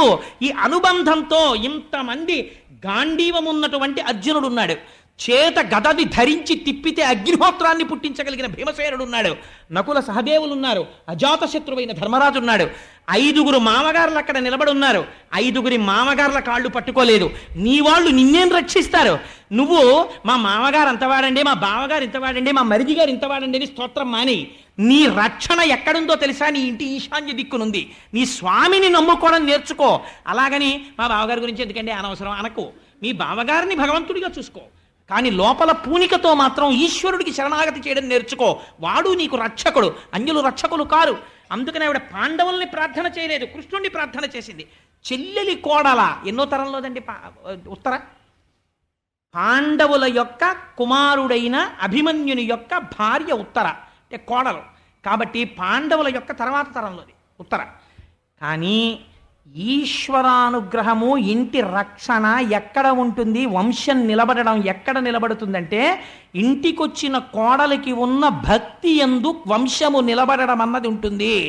కోడలు తీసుకొచ్చే కట్నం, కోడలికి వెనకాల ఉన్నటువంటి పరివారం, కోడలకు వచ్చిన ఇంగ్లీషు, కోడలకున్న సీరియల్ నాలెడ్జి, కోడలకున్నటువంటి టీవీ నాలెడ్జి క్రైటీరియాగా తీసుకుని కోడల్ని ఇంటికి తెచ్చుకుంటే, ఆ తర్వాత అత్తకి కోడలకి పడకపోయి వీధిలోకి వచ్చి అల్లర్లు పడిపోతే వచ్చిన ఇబ్బంది అంటే ఉపయోగం ఏముంది? కోడల్ని తెచ్చుకునేటప్పుడు జాగ్రత్తగా చూసుకోవాలి. నీ ఇంటి పూజా మందిరాన్ని నిలబెట్టుకోగలదా? ఇది పెద్ద కోడలికి లేదా కోడలికి నువ్వు ఇవ్వగలిగిన ఆస్తి. దీన్ని పరంపరాగతంగా నడపగలిగిన సంస్కారము పుట్టింటి యందు పెంపొందించుకుని వస్తోందా లేదా? అందుచేత ఇది కావాలి. సాత్విక బుద్ధితో ప్రవర్తిస్తుందా? మంచి మర్యాదలతో నిలబడుతుందా? ఈశ్వరుణ్ణి తలుచుకుంటుందా? నీ వంశాన్ని నిలబెడుతుందా? ఎక్కడుందండి వంశానికి రక్షణ? అందుకని కృష్ణుడి పాదాల మీద పడి, నీదు చెల్లెలి కోడల, నీ మేనల్లుడు శత్రువుల చేత హతుడయ్యను, సంపులారవిందలోచన భల్లాగ్నినంచి శిశువు బ్రతికింపగదే అంది. పోతన గారు అన్నారు, ఎంత ఆశ్చర్యం జరిగిందో తెలుసా ఆ రోజున అన్నారు. సకల ప్రాణి హృదంతరాళమున భస్వజ్యోతి అయ్యుండు ఈశ్వరుడు అచ్యుతుడు చిత్కలుండు అచ్యుతుడై ఎడన్ చక్రహస్తకుడై వైష్ణవమాయ గప్పి విరటజా గర్భంబున కురు సంతానార్థి అయి అడ్డమై ప్రకటస్ఫూర్తి ననంచ ద్రోణ తనయ బ్రహ్మాస్త్రమున్లీలతో. ఎంత గొప్ప పద్యం వేశారో చూడండి. ఆయన అన్నారు, సకల ప్రాణి హృదంతరాళముల భస్మజ్యోతి అయ్యుండు సూక్ష్మకళుండు అచ్యుతుడయ్యడన్. అచ్యుతుడన్నారు. అచ్యుతుడంటే ఏ పరిస్థితులలో ఏ కాలములో కూడా తన యొక్క స్థానము నుండి భ్రంశమును పొందనివాడు. అటువంటి వాడు ఆయన ఎక్కడుంటాడు? సకల ప్రాణి హృదంతరాళముల భస్వజ్యోతి అయ్యుండు. భా అన్నది కాంతి, జ్ఞానం. అన్ని ప్రాణుల హృదయాలలో ఉన్న భావనలను అర్థం చేసుకోగలిగిన వాడు. ఇంతమంది మామగారులు ఇక్కడున్నా రక్షించడం అన్నది మాత్రం ఆయన నుంచే రావాలి. వీళ్ళు రక్షించిన ఆ రక్షణ శక్తి ఈయన నుంచే అక్కడికి వెళ్ళి ఇక్కడికి వస్తుంది. ఓవర్ హెడ్ వాటర్ ట్యాంక్లో నీళ్లుంటే పంపులోంచి వస్తాయి. పంపు నీళ్ళు అక్కడ లేకపోతే పంపులోంచి ఏమొస్తాయి? అందుకని ఇక్కడి నుంచి రావాలి, ఇక్కడుంది మెయిన్ సెంటర్ అని పట్టుకుంది. ఇది తెలుసుకున్నాడు స్వామి. ఎలా తెలుసుకున్నాడు? సకల ప్రాణి హృదంతరాళముల భస్వజ్యోతి అయ్యుండు సూక్ష్మకళుండు అచ్యుతుడు అంటున్నావేమో. సూక్ష్మకళుండ్ మంత్రపుష్పం చెప్పేసింది. నీవారసూకవత్తన్వి పీతాభాస్వత్యనూపమా. వడ్డుగింజ పెట్టుకుని ఇలా గీరితే మొన ఎంత ఉంటుందో అంత ఇక్కడ ప్రకాశిస్తుంటాడు. సూక్ష్మకళుండచ్యుతుడ ఎడన్ విరటజాగర్భంబున చక్రహస్తకుడై అంగుష్టమాత్రుడైపోయాడు. బొటన వేలంత వాడైపోయాడు. ఇక్కడ బయట రథం దగ్గర నిలబడ్డాడు. అక్కడ ఉత్తరా గర్భంలోకి వెళ్ళిపోయాడు. బొటన వేలంత వాడై ఉన్నాడు. పట్టు పీతాంబరం కట్టుకున్నాడు. చతుర్భుజుడయ్యాడు. చేతిలో చక్రం పట్టుకున్నాడు. ఒక చేతితో గదని ఇలా తిప్పుతున్నాడు. ఇలా గదని తిప్పుతున్నవాడు ఎంతున్నాడు? బొటన వేలంతున్నాడు. కడుపులో పడుకున్న పిండమేమంటోంది? అమ్మ బాబోయ్, అగ్నిహోత్రం వచ్చేసింది, నన్ను ఇది కాల్చేస్తోంది, నన్ను రక్షించేవాడెవడు, నేను మొర పెడితే ఎవరికి వినపడుతుంది, గర్భంలో ఉన్నాను అని ఏడుస్తోంది. ఈయన ఆ పిండానికి ఎదురొచ్చాడు. ఎవరు వేశాడు? అశ్వత్థామ వేసేశాడు మళ్ళీ బ్రహ్మాస్త్రం. ఎవరిని చంపడానికి? ఇంకా కడుపులో మంట మిగిలిపోయాడు. ఒక్క నలుసు ఉత్తరాగర్భంలో ఆ పిండము సంహరింపబడాలని వేసేశాడు. వచ్చేసింది లోపల ఉన్న పిండం మీదకి. ఇప్పుడు ఎక్కడికి వెళ్ళాడు కృష్ణ పరమాత్మ? ఉత్తరాగర్భమునందు పెరుగుతున్నటువంటి పిండము యొక్క ముందు భాగమునందు అంగుష్టమాత్రుడై నిలబడ్డాడు. గదని తిప్పుతున్నాడు. చక్రహస్తకుడై వైష్ణవమాయ కప్పి. ఇదో గొప్ప మాట. వైష్ణవమాయని ప్రకటించాడు. ఒక్కసారి తన తేజస్సుని చూపించాడు. ఎక్కడ? ఉత్తరాగర్భంలో. ఎవరికి కనపడుతోంది? పిండమునకు తప్ప ఎవరికి కనపట్టాలా? ఉత్తరకి కనపట్టాలా, పాండవులకి కనపట్టాలా, లోకమునకు కనపట్టాలా. అమ్మ కడుపులో ప్రదర్శిస్తున్నాడు ఈ లీల. తాను బయట అలా నిలబడున్నాడు. చక్రహస్తకుడై వైష్ణవమాయ కప్పి కురు సంతానార్థి అయి అడ్డమై. కురు సంతానం అంటే వేరోట అనుకోకండి. కౌరవులంటే కురువంశంలో వాళ్ళే పాండవులును కౌరవులు కూడా.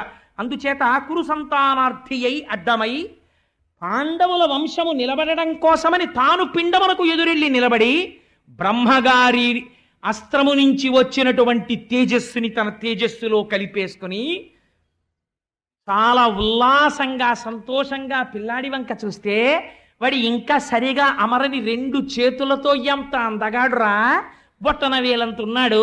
పట్టు పీతాంబరం కట్టుకుని గద తిప్పుతూ చక్రహస్తకుడై మా అమ్మ కడుపులోకొచ్చి అంతటి అగ్నిహోత్రాన్ని తాగేసి నన్ను రక్షించాడా అని స్తోత్రము చెయ్యడము చేతకాని పిండము కనురెప్పలు పైకెత్తి చీకట్లో చూస్తుండగా అంతర్ధానమైపోయాడు.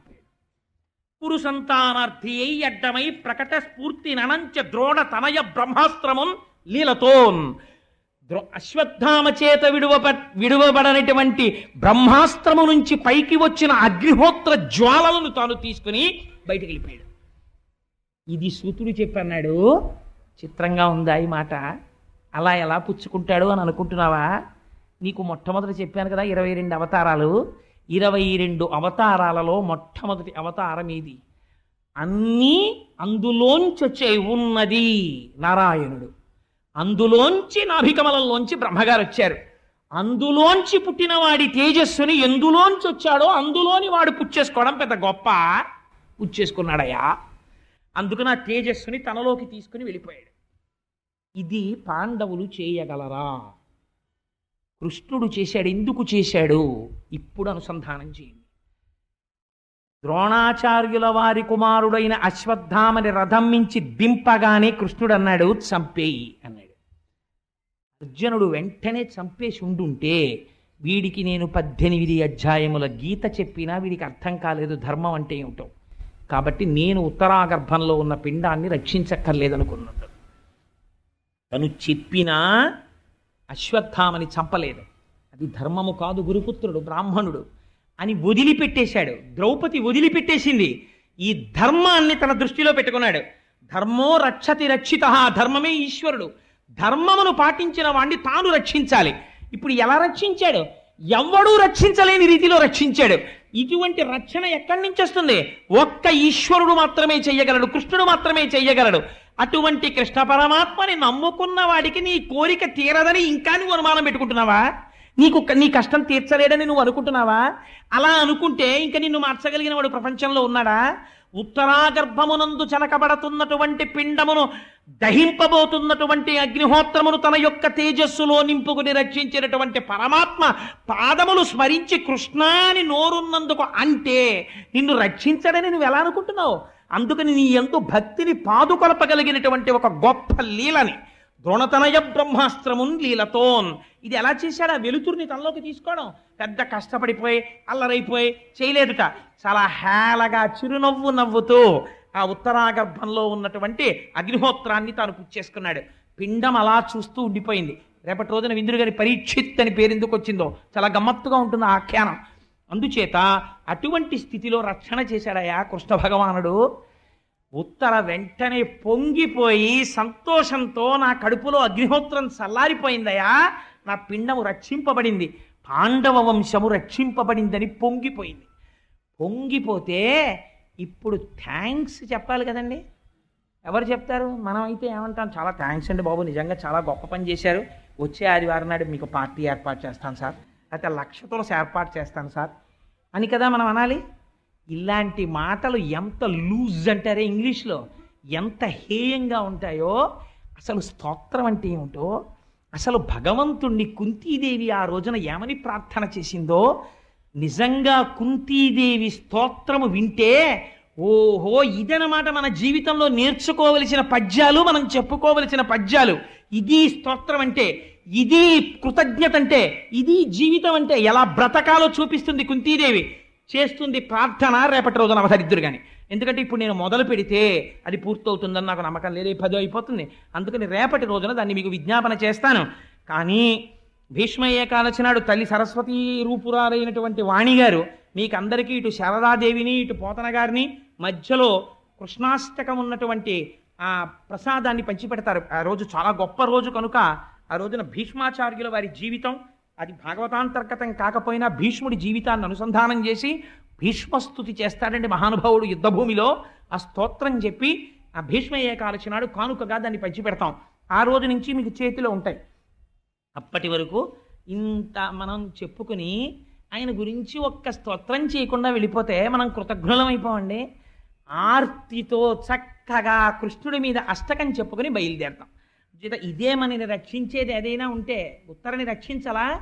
అందరూ అనండి, వసుదేవసుతం దేవం వసుదేవసుతం దేవం కంసచాణూరమర్దనం కంసచాణూరమర్దనం దేవకీ పరమానందం దేవకీ పరమానందం కృష్ణం వందే జగద్గురుం కృష్ణం వందే జగద్గురుం అతసీ పుష్పసంకాశం సతీ పుష్పసంకాసం హారనూపురశోభితం హారనూపురశోభితం రత్నకంకణకేయూరం రత్నకంకణకేయూరం కృష్ణం వందే జగద్గురుం కృష్ణం వందే జగద్గురుం మందారగంధ సంయుక్తం మందారగంధ సంయుక్తం చారుహాసం చతుర్భుజం చారుహాసం చతుర్భుజం బర్హి పింఛావచూడాంగం భక్తి పింఛావసూరాంగం కృష్ణం వందే జగద్గురుం కృష్ణం వందే జగద్గురుం ఉత్పుల్ల పద్మపత్రాక్షం పుల్లపద్మపద్మాక్షం నీలజీమూత సన్నిభం నీలజీమూత श्रीभूतसन्निभम् యాదవానాం శిరోరత్నం यादवानां शिरोरत्नम् కృష్ణం వందే జగద్గురుం कृष्णं वन्दे जगद्गुरुम् రుక్మిణీకేళీ సంయుక్తం रुक्मिणीकेली संयुक्तम् పీతాంబర శుశోభితం पीताम्बरशिशोभितम् అవాప్త తులసీగంధం अवाप्ततुलसीगन्धम् కృష్ణం వందే జగద్గురుం कृष्णं वन्दे जगद्गुरुम् గోపికానాం కుచద్వంద్వం गोपिकानां कुचद्वन्द्वम् కుంకుమాంకితవక్షసం कुङ्कुमाङ्कितरक्षसम् శ్రీనికేతం మహేశ్వాసం श्रीनिकेतं महेश्वासम् కృష్ణం వందే జగద్గురుం कृष्णं वन्दे